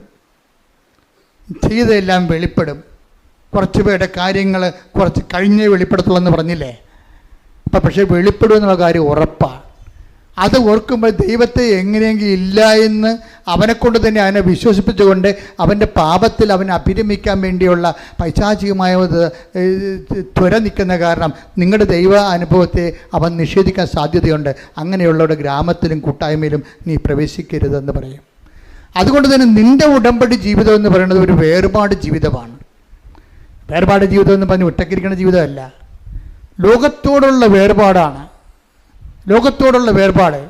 ഇപ്പം ലോകത്തിൽ ദൈവത്തിനേക്കാൾ അംഗീകാരമുള്ള, ദൈവത്തെക്കാൾ കൂടുതൽ, ദൈവത്തിൻ്റെ കൂടെ നിന്നതിനേക്കാൾ കൂടുതൽ സന്തോഷങ്ങൾ, അംഗീകാരങ്ങൾ, അതിന് പത്രാസുകൾ, ഇങ്ങനെയൊക്കെയുള്ള വിഷയങ്ങൾ ലോകത്തിൽ അതിൽ അഭിരമിക്കുന്ന അനേകം മക്കളുണ്ട്. അധികാരത്തിൽ അഭിരമിക്കുന്നവരുണ്ട്. അവർ ആ കാര്യത്തിലെല്ലാം അവർ ആ വിഷയത്തിൽ സെക്യൂറാണ്. അപ്പോൾ ദൈവത്തെ സ്വീകരിച്ചു കഴിഞ്ഞാൽ അവർക്ക് ഉടനെ ഒരു ഫ്രസ്ട്രേഷൻ വരും. അതുകൊണ്ട് തന്നെ ദൈവത്തെ ഇവർ തള്ളി മാറ്റുകയും ദൈവികമായ കാര്യങ്ങൾ കേൾക്കുമ്പോൾ തലതിരിക്കുകയും റേഡിയോ മൊബൈൽ ഓഫ് ചെയ്യുകയും അങ്ങനെ നിങ്ങളെ നിഷേധിക്കുകയും അങ്ങനെ പല ഗ്രാമങ്ങളിൽ അങ്ങനെ പല അതാണ് 26 8:26 മർക്കോസ് 8:26 ഗ്രാമത്തിൽ പ്രവേശിക്കുക പോലും ചെയ്യരുത് എന്ന് പറഞ്ഞ് ഗ്രാമത്തിൽ പ്രവേശിക്കുക പോലും ചെയ്യരുത് എന്ന് പറഞ്ഞ് യേശു അവനെ വീട്ടിലേക്ക് അയച്ചു. എന്ന് വെച്ച് കഴിഞ്ഞാലേ, നിങ്ങൾ ഉടമ്പടി എടുത്തതിന് ശേഷം ഒരു വേർപാട് ജീവിതമുണ്ട് ഇതിൻ്റെ അകത്ത്. അതുകൊണ്ടാണ് ഉടമ്പടിയിൽ നമ്മൾ ആൾക്കാർ വീണ് പോണത്. ഈ വേർപാട് ജീവിതം ആൾക്കാർക്ക് പല ആൾക്കാർക്കും അറിയത്തില്ല അതിനെക്കുറിച്ച്. അതറിയണമെന്നുണ്ടെങ്കിൽ ബൈബിളിൻ്റെ മുഴുവൻ വചനങ്ങളിലെല്ലാം ഈ വേർപാട് ജീവിതത്തെക്കുറിച്ച് പറയുന്നുണ്ട്. അതായത് ദൈവത്തെ നിരക്കാത്ത ജീവിത രീതികളും മനോഭാവങ്ങളും നിലപാടുകളും നയങ്ങളും ഒക്കെ സൂക്ഷിക്കുന്ന ആൾക്കാരിൽ നിന്ന് ഒരു കീപ്പ് എ റെസ്പെക്റ്റബിൾ ഡിസ്റ്റൻസ്. അത് ആദിമസഭയുടെ നിലപാടാണത്. മർക്കോസ് യാക്കോബിൻ്റെ 4:4 എടുത്ത് ശ്രുതിക്കട്ടെ. ഹല്ലേലൂയ, ഹല്ലേലൂയ, യേശുവേ നന്ദി. ഹല്ലേലൂയ, ഹല്ലേലൂയ, ഹല്ലേലൂയ, ഹല്ലേലൂയ, ഹല്ലേലൂയ, ഹല്ലേലൂയ. യേശുവേ ആരാധന, ആരാധന. യാക്കോബ് 4:4-5 വിശ്വസ്തത പുലർത്താത്തവരെ. കേട്ടോ, യാക്കോബ് 4:4 എന്താ പറയണത്? ഏറ്റു പറഞ്ഞേ. വിശ്വസ്തത പുലർത്താത്തവരെ ലോകത്തോടുള്ള മൈത്രി ദൈവത്തോടുള്ള ശത്രുതയാണെന്ന് നിങ്ങൾ അറിയുന്നില്ലേ? ലോകത്തിന്റെ മിത്രമാകാൻ ആഗ്രഹിക്കുന്നവൻ. ഇതാണ് പ്രലോഭനം എന്ന് പറയുന്നത്. എല്ലാവർക്കും ഉള്ള ലോകത്തിന്റെ മിത്രമാകാൻ ആഗ്രഹിക്കുന്നവരെ തന്നെ ദൈവത്തിന്റെ ശത്രുവാക്കുന്നു. ഉടമ്പടി എടുത്ത ആൾക്കാരും പിന്നീട് ദൈവത്തെ അംഗീകരിക്കാത്തവരുടെ കൂട്ടായ്മയിലും അവർ പറയണം ശരിയാണല്ല, അതും ശരിയാണല്ല, ഇതും ശരിയാണെന്നൊക്കെ പറഞ്ഞു കഴിഞ്ഞാൽ ഒത്തുതീർപ്പ് ചെയ്യും. ലോകത്തോട് ഒത്തുതീർപ്പാകും. ഒത്തുതീർപ്പായി കഴിഞ്ഞാൽ എന്ത് പറ്റും? ലോകത്തോടുള്ള മിത്രം ദൈവത്തോടുള്ള ശത്രുതയാണെന്ന് നിങ്ങൾ അറിയുന്നില്ലേ? അടുത്ത വചനം എന്താ? നമ്മിൽ നിക്ഷേപിച്ചിരിക്കുന്ന നിക്ഷേപിച്ചിരിക്കുന്ന ആത്മാവിനെ ദൈവം അസൂയയോടെ അഭിലഷിക്കുന്നു എന്ന തിരുവെഴുത്ത് വൃഥാ ആണെന്ന് നിങ്ങൾ വിചാരിക്കുന്നുവോ? അപ്പൊ നമ്മളിൽ പരിശുദ്ധാത്മാവ് നിറഞ്ഞു കഴിഞ്ഞാൽ ദൈവത്തിനോട് നമ്മളോട് വല്ലാത്ത ആകർഷണമുണ്ടാകും. ഇപ്പം ഈ ഞാൻ പറഞ്ഞ മാത്യു അച്ഛൻ്റെ വിഷയം എന്താ? അച്ഛനിൽ തന്നെ ഇതുപോലെ തന്നെ പരിശുദ്ധാത്മാവ് നിറഞ്ഞ് സുവിശേഷം വളരെ സന്തോഷത്തോടു കൂടിയാണ് അച്ഛൻ പങ്കുവെക്കണത്. അച്ഛൻ പങ്കുവെക്കുമ്പോൾ ആ സുവിശേഷത്തിൻ്റെ ഒരു പ്രചിരിമയുണ്ടല്ലോ, അതിങ്ങനെ പ്രജ്വലിക്കണ കാണാം. എന്ന് വെച്ചാൽ ഓരോ സ്ഥലങ്ങളിലും അച്ഛൻ അനാഥാലയത്തിലൊക്കെ ചെല്ലും. മെൻ്റലി റിട്ടാർഡഡ് ആയിട്ടുള്ള ഒരു പേഴ്സൺ, രോഗികൾ താമസിക്കുന്ന ഒരു സ്ഥലത്ത് ചെല്ലും. എന്നുവെച്ചാൽ അവർക്ക് ഫിസിക്കലി അച്ഛൻ പറയുന്നുണ്ടത് they are mentally retarded and physically handicapped. എന്നുവെച്ചാൽ അവർ മെൻ്റലി വെച്ചാൽ അവർ മാനസിക രോഗികളാണ്, പക്ഷേ അവരുടെ കൈയും കാലും പലതും ഇല്ല. അങ്ങനെ ഒരു ജന്മങ്ങൾ എന്തുമാത്രം കഷ്ടപ്പാടാണ്. അവരെ കാണാൻ അച്ഛൻ പോകും. എന്താ കാര്യം? അച്ഛനിൽ പരിശുദ്ധാത്മാവുണ്ട്. കാര്യം അച്ഛൻ എഴുതിയിരിക്കുന്നത് എന്താണ്? പരിശുദ്ധാത്മാവ്. അവരെ നമ്മൾ ആരെങ്കിലും പറഞ്ഞത് കേട്ട് ജോസഫച്ചൻ്റെ പ്രസംഗം കേട്ട് പോകുകയല്ലേ? അച്ഛൻ്റെ ഉള്ളിൽ തന്നെ കർത്താവിൻ്റെ വഴികളെ ഇതുപോലെയുള്ള വഴികളാണെന്ന് കണ്ടെത്തിയിട്ട് ഈ മെൻ്റലി റിട്ടാർഡഡിനെയും അതുപോലെ തന്നെ ഈ മനോരോഗികളെയും അംഗവൈകല്യമുള്ളവരെയും കാണാൻ വേണ്ടി അവരുടെ ഒരു സ്ഥാപനത്തിൽ അച്ഛൻ സ്ഥിരമായി പോകും. ഒരു ദിവസം അച്ഛൻ അവിടെ സ്ഥിരമായി പോയപ്പോൾ ഒരു ഗ്ലാസ് വെള്ളം ഒരു പയ്യന് കൊടുത്തു. അവൻ ചോദിച്ചു കുടിക്കാൻ ഇങ്ങനെ കാണിച്ച്, ഇപ്പോൾ സംസാരിക്കാൻ പറ്റുന്നില്ല, കുടിക്കാൻ വേണ്ടി കാണിച്ച്. അവന് ഉടനെ ഒരു ഗ്ലാസ് വെള്ളം, ശുദ്ധവെള്ളം അച്ഛൻ അവനെടുത്ത് കൊടുത്ത്. അവിടെ എല്ലാത്തിനും അച്ഛൻ ഭക്ഷണം കൊടുക്കുകയും പലവരും. അപ്പോൾ ഒരുത്ത വെള്ളം ചോദിച്ച് അവന് കൊടുത്തു. ആ വെള്ളം കൊടുത്ത് അവൻ പകുതിയോളം അത് കുടിച്ച് അങ്ങോട്ടും ഇങ്ങോട്ടും ഇട്ടാൽ കുടിക്കണവൻ. അറിയാമല്ലേ, മെൻ്റൽ റിട്ടയർഡ് ആൾക്കാർ തുപ്പൽ അങ്ങോട്ടിടും, അങ്ങോട്ട് വെച്ച് കുടിക്കും, പിന്നെ ഇടും. പകുതി കുടിച്ച് കഴിഞ്ഞപ്പോൾ ആ വെള്ളവും ഗ്ലാസ് എടുത്ത് അച്ഛനെ മോഹനൊക്കെ ഇറങ്ങി. ഈ തുപ്പലും വെള്ളവും കൂടി അച്ഛനെ മേത്ത് വീണ്. അപ്പോൾ അച്ഛനൊരു കാഴ്ച കണ്ട്. ഇത് അച്ഛൻ ചിരിച്ച്. എന്താ അച്ഛൻ കണ്ടെന്നറിയാം? അത് ഉണ്ണീശയാണെന്ന് എനിക്ക് തോന്നിയെന്ന്. ഹല്ലേലൂയ, ഹല്ലേലൂയ, ഹല്ലേലൂയ. അതാണ് മൂന്നാം കാഴ്ച എന്ന് പറയുന്നത്. ഉടമ്പടിയുടെ മൂന്നാം കാഴ്ച എന്ന് പറയും. അതായത് നമ്മളെ ശിക്ഷിക്കുന്നവരും നമ്മൾ അനുഗ്രഹിക്കുമ്പോൾ തന്നെ നമ്മളെ ശിക്ഷിക്കുന്നവരുണ്ട്. നമ്മളെ സഹായിക്കുമ്പോൾ തന്നെ നമ്മളെക്കുറിച്ച് മോശം പറഞ്ഞു പരത്തുന്നവരുണ്ട്. അപ്പം അങ്ങനെ ഉള്ളവരെയൊക്കെ കാണുന്നതിന് വേറെ ഒരു കാഴ്ചയുണ്ട്. അതെന്താ വെച്ച് കഴിഞ്ഞാൽ, നമ്മൾക്ക് വിഷമം. ഇപ്പം തന്നെ ഈ കർത്താവ് ഇവനോട് ചോദിക്കണം, 23 എടുത്തേ, 8:23 എടുത്തേ, അതിൻ്റെ മർക്കോസിൻ്റെ സുവിശേഷത്തിൽ ഈ അന്ധന് കാഴ്ച നൽകുന്നതിൻ്റെ പ്രോസസ്സ് നോക്കിയാൽ മനസ്സിലാവും. അത് ശ്രദ്ധിക്കട്ടെ. ഹല്ലേലൂയ, ഹല്ലേലൂയ, ഹല്ലേലൂയ. അവൻ അന്ധനെ കൈക്ക് പിടിച്ച് ഗ്രാമത്തിന് വെളിയിലേക്ക് കൊണ്ടുപോയി അവന്റെ കണ്ണുകളിൽ തുപ്പിയ ശേഷം അവന്റെ മേൽ കൈകൾ വെച്ചുകൊണ്ട് ചോദിച്ചു, നീ എന്തെങ്കിലും കാണുന്നുണ്ടോ? നോക്കിയിട്ട് അവൻ പറഞ്ഞു, ഞാൻ മനുഷ്യരെ കാണുന്നുണ്ട്. ഞാൻ മനുഷ്യരെ കാണുന്നുണ്ട്. അവർ മരങ്ങളെ പോലിരിക്കുന്നു. അവൻ മരങ്ങളെ പോലെ ഇരിക്കുന്നു, നടക്കുന്നതായും കാണുന്നു. അപ്പൊ ഇവന്റെ ഒന്നാം കാഴ്ച എന്ന് വെച്ചാൽ ഇവന്റെ കണ്ണുകളിലെ, ഈ അന്ധന്റെ കണ്ണുകളിലെ, ഇവൻ ജന്മനാന്തനൊന്നും അല്ലെന്ന് തോന്നണം. എന്താ കാര്യം, ഇയാൾ മരത്തെ കാണുന്നുണ്ടെന്ന്, മരത്തെ ഇയാൾ കാണുന്നുണ്ടല്ലോ, പണ്ട് ഇയാൾ മരത്തെ കണ്ടിട്ടുണ്ടെന്ന് അർത്ഥം. ഏതോ കാലത്ത് വെച്ച് കാഴ്ച പോയ ആളാണ്. മരത്തെയൊക്കെ വെച്ചൊക്കെ പുള്ളിക്ക് അറിയാം ശരിക്കും. അപ്പം അയാൾ ആദ്യത്തെ കാഴ്ച കർത്താവ് തുപ്പൽ തൊട്ട് ഇവൻ്റെ കണ്ണിൽ വെച്ച്, അത് ഒരു പാരമ്പര്യ ചികിത്സയാണ്. പാരമ്പര്യ ചികിത്സ എന്ന് വെച്ചാൽ അന്നത്തെ ആൾക്കാരൊക്കെ ചെയ്തുകൊണ്ടിരുന്ന, ഈ മിഡിൽ ഈസ്റ്റിലൊക്കെ ചെയ്തുകൊണ്ടിരുന്ന ഒരു സാധാരണ നാട്ടുമരുന്നില്ല, വീട്ടുമരുന്നതൊക്കെ പറഞ്ഞ പോലെ ഒരു പാരമ്പര്യ പരിപാടിയാണ്. അത് കർത്താവ് ഇവന് വേണ്ടി എന്തോ ചെയ്യുന്നു. അതാണ് ടൈലറിൻ്റെയൊക്കെ ഭയങ്കര വ്യാഖ്യാനങ്ങളുണ്ട് ഇതിനെക്കുറിച്ച്. കർത്താവ് ഇവന് വേണ്ടി എന്തോ ചെയ്യുന്നു എന്നുള്ള അവനെ ബോധ്യപ്പെടുത്തണമല്ല. അവർ ഈ കയ്യപ്പ് പ്രാർത്ഥനയും കർത്താവിൻ്റെ കാഴ്ചപ്പെടുത്തലൊന്നും ദൈവിക പ്രവർത്തനത്തെക്കുറിച്ചൊന്നും ഹി ഡസൻ നോ എനിത്തിങ്. അതൊക്കെ മുമ്പ് മറ്റ് പ്രവർത്തനങ്ങൾ അത്രയ്ക്ക് അർത്ഥവത്തല്ലെന്ന് ഇവനെ ബോധ്യപ്പെടുത്തണമെങ്കിൽ മറ്റ് മീഡിയംസ് ഉപയോഗിക്കണം. അതിന് കർത്താവ് മറ്റ് മീഡിയംസ് ഉപയോഗിച്ചിട്ട് ഇവനെ ഹീൽ ചെയ്യാൻ ഇവനെ ബോധ്യപ്പെടുത്തുകയാണ്. പക്ഷെ അവൻ പറയുന്നത് കാണുന്നുണ്ട്. പക്ഷേ എന്താ കാണുന്നത്? ഞാൻ മനുഷ്യരൊക്കെ തന്നെ കാണുന്നത്, പക്ഷേ എല്ലാം എങ്ങനെ ഇരിക്കണേ? മരങ്ങളെപ്പോലെ ഇരിക്കണം എന്നാണ് പറയണം. മരങ്ങളെപ്പോലെ ഇരിക്കണം. അപ്പോൾ അത് കഴിഞ്ഞിട്ട് വീണ്ടും ഈശോ തുപ്പലൊന്നും ഇല്ലാതെ ഡയറക്റ്റായിട്ട് കർത്താവിൻ്റെ ശക്തിമുദ്ര അവൻ്റെ കണ്ണുകളിൽ കൈവച്ചിട്ട് പ്രാർത്ഥിക്കും. എന്നിട്ട് പറയും, നീ കണ്ണ് തുറന്നതെന്ന് പറയുമ്പോൾ ഞാനിപ്പോഴെല്ലാം അവൻ പറയും, എന്താ പറയണത്? വ്യക്തമായി കാണുന്നുണ്ടെന്ന് പറയും. അപ്പോഴാണ് ഇവൻ പറയണത്, ഇനിയും കാഴ്ചകൾ നീ കാണും. കാര്യം എന്താ? ഇതൊരു പ്രോസസ്സാണ്. ഇനിയും പ്രോസസ്സ്. ഇപ്പം അച്ഛൻ കാഴ്ച കണ്ടില്ലേ? തുപ്പലും വെള്ളമായിട്ട് അച്ഛനെ മോന്തക്കിട്ട് എറിഞ്ഞപ്പോഴേ അത് കുഞ്ഞാണ്. പക്ഷേ അച്ഛനെ സംബന്ധിച്ചിടത്തോളം അച്ഛൻ എന്താ പറയണത്? അത് ഉണ്ണീശോ അങ്ങനെ കുഞ്ഞും പ്രായത്തിൽ ചെയ്ത പോലെ എനിക്ക് തോന്നിയെന്ന്. അച്ഛൻ ആ കുഞ്ഞിനെ സാന്ത്വനപ്പെടുത്തിയെന്ന്. അതാണ് മൂന്നാം കാഴ്ച. നമ്മളെ ഉപദ്രവിക്കുന്നവരെ ക്രിസ്തുവായിട്ട് കാണുന്ന ഒരു മൂന്നാം കാഴ്ചയുണ്ട്. ഉടമ്പടി എന്ന് പറഞ്ഞാൽ ഗ്രാമത്തിൽ പ്രവേശിച്ചു കഴിഞ്ഞാൽ നമുക്ക് ഈ കാഴ്ചയൊന്നും കാണാൻ പറ്റത്തില്ല. ഗ്രാമത്തിൽ പ്രവേശിച്ചു കഴിഞ്ഞാൽ ഗ്രാമം പഴയ സാധനമാണ്. അവിടെ നമ്മളെ വീണ്ടും തന്നതുപോലും ഇല്ലായ്മയായിട്ട് അവർ പറയത്തുള്ളൂ. അതുകൊണ്ടാണ് നിൻ്റെ അനുഭവങ്ങളെ ഒരിക്കലും പന്നികളുടെ മുമ്പിൽ വിതരരുതെന്ന് പറയും. അതാണ് പ്രശ്നം. ഗ്രാമത്തിൽ പന്നി ഉണ്ടല്ല. കർത്താവിനെ അറിയാത്തവരും ഉദരം തന്നെ ദൈവമായിട്ടുള്ള ആൾക്കാരുണ്ട്. അപ്പോൾ അവർക്ക് വേറെ ഒന്നും മനസ്സിലാകത്തില്ല. ബുദ്ധിയും യുക്തിയും മാത്രമേ ഉള്ളൂ ലോകത്തെന്ന് പറഞ്ഞിരിക്കുന്നവർ. ബുദ്ധി തന്നെ ദൈവമായിട്ടുള്ളവരുണ്ട്. അവർക്ക് ദൈവത്തിൻ്റെ അടയാളങ്ങൾ മനസ്സിലാവത്തില്ല. അപ്പോൾ അതുകൊണ്ടാണ് പറയണത്, ഇങ്ങനെയുള്ളവരുമായിട്ട് ആവശ്യമില്ലാത്ത തർക്കിക്കാനൊന്നും പോകണ്ടെന്നാണ് പറയണത്. എന്താ കാര്യം? നീയും നിൻ്റെ ദൈവവും ദൈവാനുഭവങ്ങളും അതേക്കുറിച്ച് നിനക്ക് ബോധ്യം കിട്ടിയിട്ടുണ്ടെങ്കിൽ ആ ബോധ്യത്തിൽ നീ എന്താ ചെയ്യേണ്ടത്? വളരണം.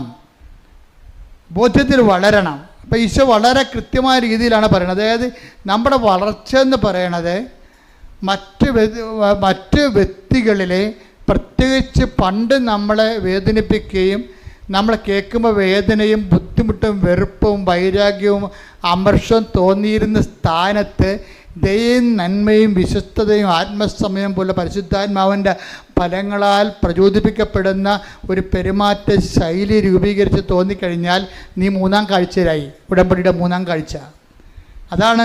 ഗ്രാമത്തിൽ പ്രവേശിക്കരുതെന്ന് പറയുമ്പോഴേ അതിൻ്റെ അർത്ഥം ദൈവത്തിൻ്റെ പക്ഷം ചേർന്ന് ദൈവത്തിൻ്റെ അരൂപിൽ ജീവിക്കണമെന്നാണ്, ജീവിതം തുടരണമെന്നാണ്. അല്ലാതെ 90 ദിവസം കഴിഞ്ഞു ഞാൻ എൻ്റെ ഉടമ്പടി അവസാനിച്ചു ഇനി അച്ഛനെ കണ്ടാൽ മാത്രം മതി എന്ന് പറയരുത്. ഉടമ്പടി അതുക്കും മേലെയാണ്. ശ്രുതിക്കട്ടെ. ഹല്ലേലൂയ, ഹല്ലേലൂയ, ഹല്ലേലൂയ, ഹല്ലേലൂയ, ഹല്ലേലൂയ, ആരാധന, ആരാധന, ഹല്ലേലൂയ, ഹല്ലേലൂയ, ആരാധന, ഹല്ലേലൂയ, ഹല്ലേലൂയ, മഹത്വം, ആരാധന, ആരാധന, ഹല്ലേലൂയ. എല്ലാവരും എഴുന്നേൽക്കുക. ഈശ്വരാധന, ഹല്ലേലൂയ, ഹല്ലേലൂയ.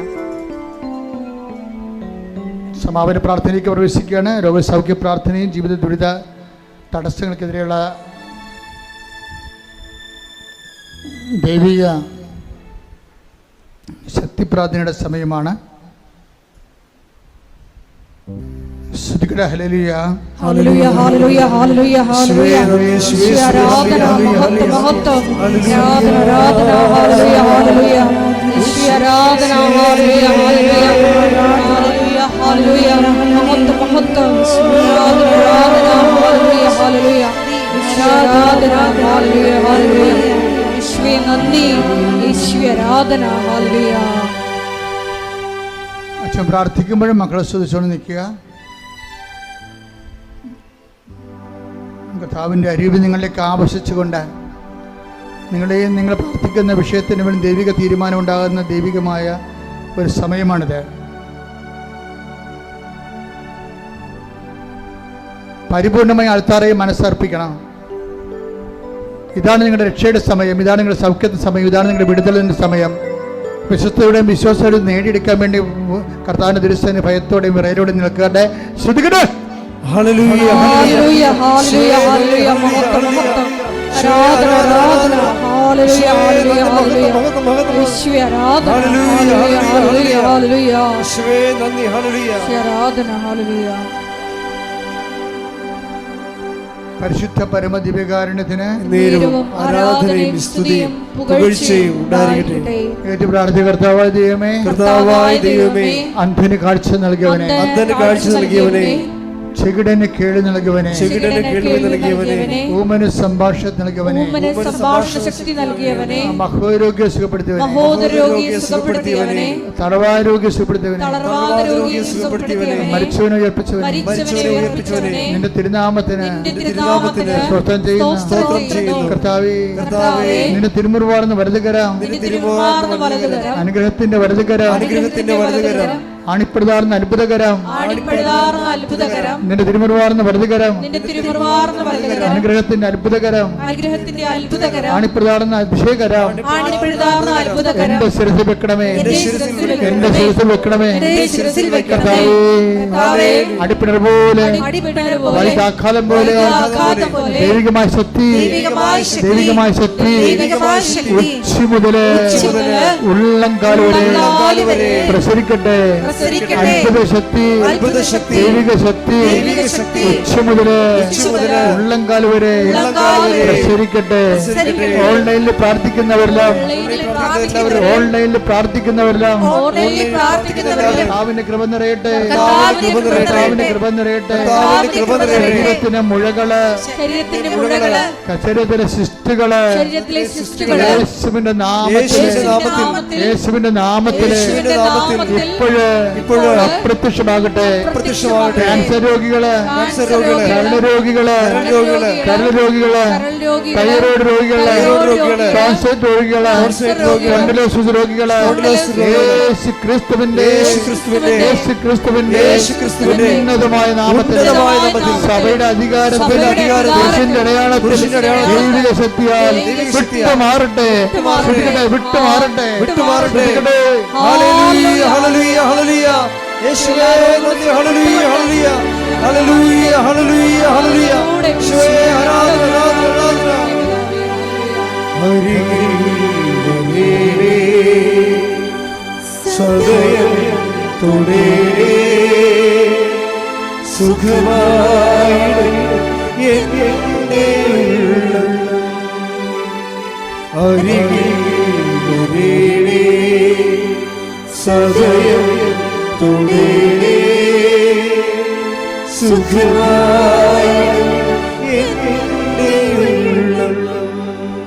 ഏറ്റു പ്രാർത്ഥി. കർത്താവായ ദൈവമേ, കർത്താവായ ദൈവമേ, അങ്ങയുടെ അങ്ങയുടെ വലതുകരം, തിരുമുറിവാർന്ന വലതുകരം, ആണിപ്പെടുതാർന്ന അത്ഭുതകരം, ആണിപ്പഴുതാർന്ന അത്ഭുതകരം, ഈ നിമിഷം അങ്ങയുടെ മക്കളുടെ ശിരസിൽ വെക്കണമേ, ശിരസിൽ വെക്കണമേ, ശിരസിൽ വെക്കണമേ, ശിരസിൽ വെക്കണമേ. അടിപ്പിണർ പോലെ, അടിപ്പിണർ പോലെ, വൈദാഘാതം വൈദാഘാതം പോലെ, പോലെ, ശരീരത്തിന്റെ ശരീരത്തിന്റെ ഓരോ കോശങ്ങളിലേക്ക്, ഓരോ കോശങ്ങളിലേക്ക്, ഓരോ കോശങ്ങളിലേക്ക്, ഓരോ കോശങ്ങളിലേക്ക്, ഓരോ പേശികളിലേക്ക്, ഓരോ പേശികളിലേക്ക്, ഓരോ ഞരമ്പുകളിലേക്ക് അസ്ഥിബന്ധനങ്ങളിലേക്ക് കർത്താവിന്റെ രക്തം പടരട്ടെ. അസ്ഥിബന്ധനങ്ങളിലേക്ക് കർത്താവിന്റെ രക്തം പടരട്ടെ. ക്യാൻസർ രോഗങ്ങള്, രോഗങ്ങള്, വിലാസ രോഗങ്ങള്, രോഗങ്ങള്, രോഗങ്ങള്, രോഗങ്ങള്, ആമാശ രോഗങ്ങള്, ചുരുക്കങ്ങള്, കുടലിന്റെ അൾസറ്, എല്ലാ രോഗങ്ങള് യേശുവിന്റെ നാമത്തിൽ, ജനിതക രോഗങ്ങള്, ജനിതക രോഗങ്ങള്, യേശുവിന്റെ നാമത്തിൽ മാറിപ്പോകട്ടെ, മാറിപ്പോകട്ടെ, മാറിപ്പോകട്ടെ. ഹല്ലേലൂയ, ഹല്ലേലൂയ, ഹല്ലേലൂയ. യേശുവേ, ഹല്ലേലൂയ, ഹല്ലേലൂയ, ഹല്ലേലൂയ, ഹല്ലേലൂയ, ഹല്ലേലൂയ. യേശുവേ നന്ദി, ഹല്ലേലൂയ.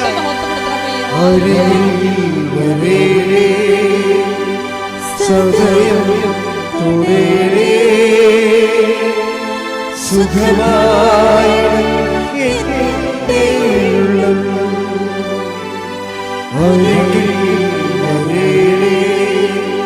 സദയം തുടരേ സുഖമായി എൻ്റെ ഉള്ളം. പരിശുദ്ധ പരമദിവ്യകാരുണ്യത്തിന്, പരിശുദ്ധ പരമദിവ്യകാരുണ്യത്തിന്, പരിശുദ്ധ പരമദിവ്യകാരുണ്യത്തിന് ശിരസ് വെച്ചുകൊണ്ട് സ്തുതിക്കട്ടെ. ഹല്ലേലൂയ, ഹല്ലേലൂയ, ഹല്ലേലൂയ, ഹല്ലേലൂയ. കർത്താവേ, നിന്റെ ഉന്നതമായ നാമത്തിന് സ്വന്തം ചെയ്യുന്നു. ജോലിയില്ലാത്ത മക്കൾ പ്രാർത്ഥിക്കുന്നുണ്ട് കർത്താവേ. വീടില്ലാത്തവര്, വഴിയില്ലാത്തവര്, സർട്ടിഫിക്കറ്റുകൾ ലഭിക്കാത്തവര്, വിവാഹം ഒത്തു വരാത്തവര്, കർത്താവ് ഒത്തുവന്ന് വിവാഹം കർത്താവേ വിടുവിച്ച് കർത്താവേ ഡൈവേഴ്സായി പോകുന്നവര്, കുടുംബക്കോടതി കേസിരിക്കുന്നവര്, സ്ഥലത്തിൻ്റെ കേസുകൾ, അതുപോലെ തന്നെ പല ഭാഗോടമ്പയുടെ കേസുകൾ കർത്താവ്, പലതരത്തിൽ വിദേശ ജോലികൾ നഷ്ടപ്പെടുന്നവര്, വിസ നഷ്ടപ്പെടുന്നവര്, വിസ പുതുക്കി കിട്ടാത്തവര്, കർത്താവ് അവിടെ PR ലഭിക്കാത്തവർ, നാട്ടിൽ കർത്താവ് ജോലി ഇല്ലാത്തവർ, ഗവൺമെൻറ് ജോലിയും അതുപോലെ നാട്ടിലുള്ള മറ്റ് പ്രൈവറ്റ് സ്ഥാപനങ്ങളിൽ ജോലി ചെയ്യുന്നവർ, അവിടെ ഉണ്ടാകുന്ന പിരിമുറുക്കങ്ങൾ, അവ മുതൽ ജോലി നഷ്ടപ്പെടുന്ന അവസ്ഥകൾ, ഓരോ വിഷയങ്ങൾ കർത്താവ് പഠിച്ചുകൊണ്ടിരിക്കുന്ന കുഞ്ഞുങ്ങൾ, പരീക്ഷ കുഞ്ഞുങ്ങൾ, SSLC പരീക്ഷ എഴുതിക്കൊണ്ടിരിക്കുന്ന മക്കൾ, അതുപോലെ തന്നെ ബോർഡ് എക്സാം എഴുതിക്കൊണ്ടിരിക്കുന്ന മക്കൾ, മറ്റ് ഉന്നത പരീക്ഷകൾ, മറ്റ് പരീക്ഷകൾ, അതുപോലെ ബോർഡ് എക്സാം, അതുപോലെ തന്നെയുള്ള ഓരോ പരീക്ഷ, നൈപുണ്യ പരീക്ഷകൾ, മത്സര പരീക്ഷകൾ, യോഗ്യതാ പരീക്ഷകൾ അറ്റൻഡ് ചെയ്തുകൊണ്ടിരിക്കുന്നവർ, അത് പരാജയപ്പെട്ടവർ, പലവട്ടം പരാജയപ്പെട്ടവർ, സങ്കടപ്പെട്ട് ജീവിക്കുന്നവർ, എല്ലാവരും തടസ്സങ്ങൾ യേശുവിന്റെ നാമത്തിൽ മാറിപ്പോകട്ടെ. അഭിഷേകം വിശുദ്ധയുടെ വിജ്ഞാനത്തിന്റെ വിജയത്തിന്റെ ആത്മാവിനാൽ അഭിഷേകം ചെയ്യട്ടെ. ഹല്ലേലൂയ, ഹല്ലേലൂയ, ഹല്ലേലൂയ. യേശുവേ നന്ദി, ഹല്ലേലൂയ, ഹല്ലേലൂയ, ഹല്ലേലൂയ. യേശുവേ ആരാധന, ആരാധന, ആരാധന. ഹല്ലേലൂയ, ഹല്ലേലൂയ, ഹല്ലേലൂയ, ഹല്ലേലൂയ, ഹല്ലേലൂയ, ഹല്ലേലൂയ. യേശുവേ നന്ദി, ഹല്ലേലൂയ, ഹല്ലേലൂയ, ഹല്ലേലൂയ, ഹല്ലേലൂയ. തീജ്വാലയാ റൂഹായേ വരേണമേ, തീജ്വാലയാ റൂഹായേ വരേണമേ, ആത്മാവിൽ നിറയേണമേ, അഭിഷേകം ചെയ്യണമേ, ആത്മാവിൽ നിറയേണമേ, അഭിഷേകം ചെയ്യണമേ, റൂഹായേ വരേണമേ, അഭിഷേകം ചെയ്യണമേ, റൂഹായേ വരേണമേ, അഭിഷേകം ചെയ്യണമേ. എല്ലാവരും മുട്ടാൻ നിൽക്കുക.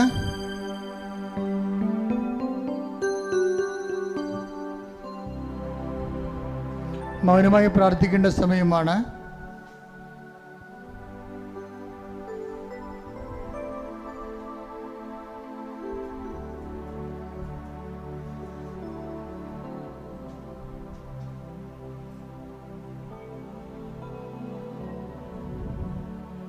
സമാപന ആശീർവാദത്തിന് സമയമാണ്.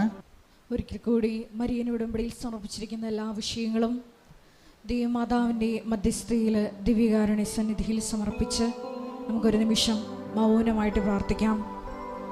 കൊളോസസ് 3:10 തിരുവചനമനുസരിച്ചുകൊണ്ട് പഴയ മനുഷ്യനെ അവൻ്റെ ചെയ്തികളോടുകൂടെ നിഷ്കാസനം ചെയ്ത് സൃഷ്ടാവിൻ്റെ പ്രതിച്ഛായയ്ക്കൊത്തവിധം നവീകരിക്കപ്പെട്ട പുതിയ മനുഷ്യനെ ധരിക്കുവാൻ ഈശോയെ ഈ ആരാധനയിലൂടെ ഞങ്ങൾക്ക് കൃപ നൽകണമേ എന്ന് ഒരു നിമിഷം പ്രാർത്ഥിക്കാം.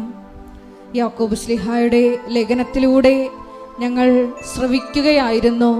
പിതാവായ ദൈവത്തിൻ്റെ മുമ്പിൽ നിഷ്കളങ്കമായ ഭക്തി എന്താണെന്ന് ഒന്നാമതായി ഞങ്ങൾ ശ്രവിക്കുകയുണ്ടായി. അനാഥരെയും വിധവകളുടെയും ഞെരുക്കങ്ങളിൽ അവരെ സഹായിക്കുക.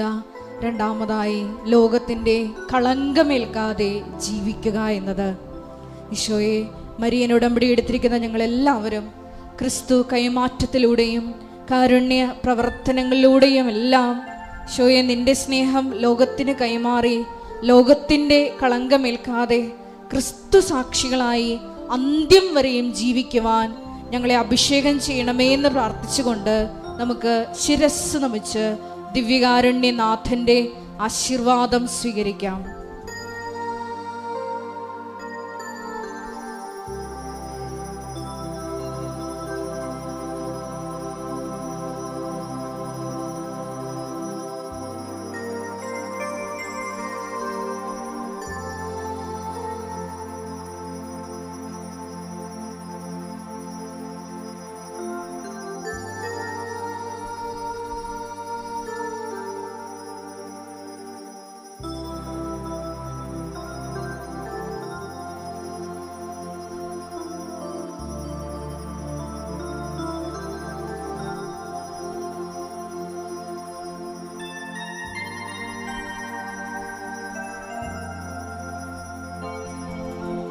പരിശുദ്ധ പരമ ദിവ്യകാരുണ്യമേ, എന്നുമെന്നും അങ്ങേക്ക് ആരാധന. പരിശുദ്ധ പരമ ദിവ്യകാരുണ്യമേ, എന്നുമെന്നും അങ്ങേക്ക് ആരാധന. പരിശുദ്ധ പരമ ദിവ്യകാരുണ്യമേ, എന്നുമെന്നും അങ്ങേക്ക് ആരാധന.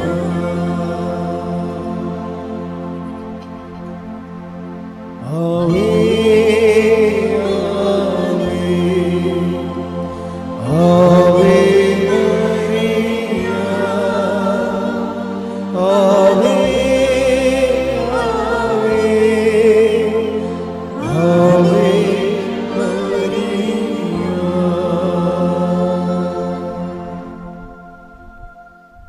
ഇപ്പോൾ രണ്ട് അറിയിപ്പുകളുണ്ട്.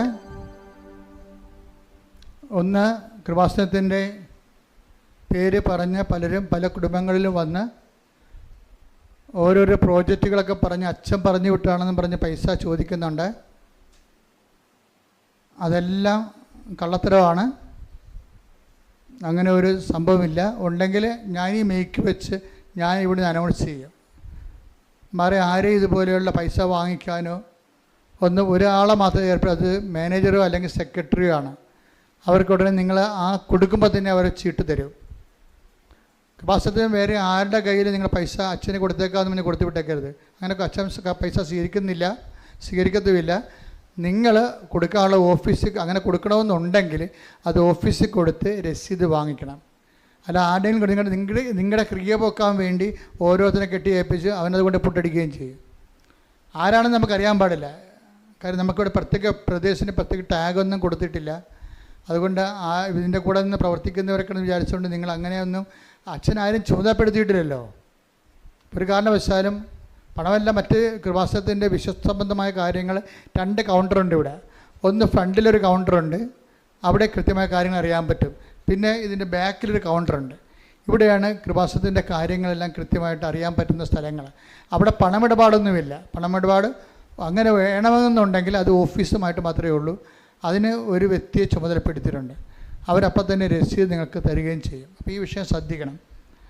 രണ്ടാമത് വരുന്നത് ഇവിടെ, അതായത് ഉടമ്പടിയുടെ തിരി ശരിക്കും പറഞ്ഞാൽ പുറത്ത് വെക്കാൻ പറ്റാത്തതാണ്, കൊടുക്കാൻ കാര്യം നമ്മൾ തന്നെ ഏതാണ്ട് 10-20 പ്രാവശ്യം പല പ്രാവശ്യമായിട്ട് വെഞ്ചരിച്ചിട്ടാണ് നിങ്ങളുടെ കയ്യിൽ അത് പച്ചയും അതുപോലെ തന്നെ നീലയും തിരി എത്തണത്. ഇനി അച്ഛൻ വെഞ്ചരിച്ചതാണെന്ന് പറഞ്ഞുകൊണ്ട് ഇപ്പം തിരി ഇഷ്ടമുള്ളവർക്ക് വിൽക്കുക, അതൊന്നും നമുക്ക് പ്രശ്നമൊന്നുമില്ല, അതവിടെ വയറ്റിപ്പഴുപ്പാണ്. പക്ഷെ അവിടെ തെറ്റ് വരണത് ഇവരിൽ ചില ആൾക്കാർ, പുറത്ത് വിൽക്കുന്ന ചില ആൾക്കാരെങ്കിലും അച്ഛൻ വെഞ്ചരിച്ചതാണെന്ന് പറഞ്ഞ് നിങ്ങളെ പറ്റിക്കുന്നുണ്ട്. പുറത്തെ തിരികളൊന്നും വെഞ്ചരിച്ചിട്ടില്ല, അത് നമുക്കറിയേണ്ട ആവശ്യമില്ല. അങ്ങനെ ഓരോ കച്ചവടക്കാരും ചന്തയിൽ ഒത്തിരി സാധനം കൊടുക്കും, അതും കൃപാസനമായിട്ട് യാതൊരു ബന്ധവുമില്ല. ഇനി കൃപാസനത്തിൽ വെഞ്ചരിച്ചതാണെന്നുണ്ടെങ്കിൽ അത് നിങ്ങൾ അകത്ത് കയറിയിട്ട് ആവശ്യമുണ്ടെങ്കിൽ കൗണ്ടറിൽ നിന്ന് ചോദിച്ച് വാങ്ങിക്കണം. ഈ വിഷയത്തിൽ കൃത്യത വരുത്തണമെന്ന് പ്രത്യേകം ഓർപ്പിക്കുന്നു.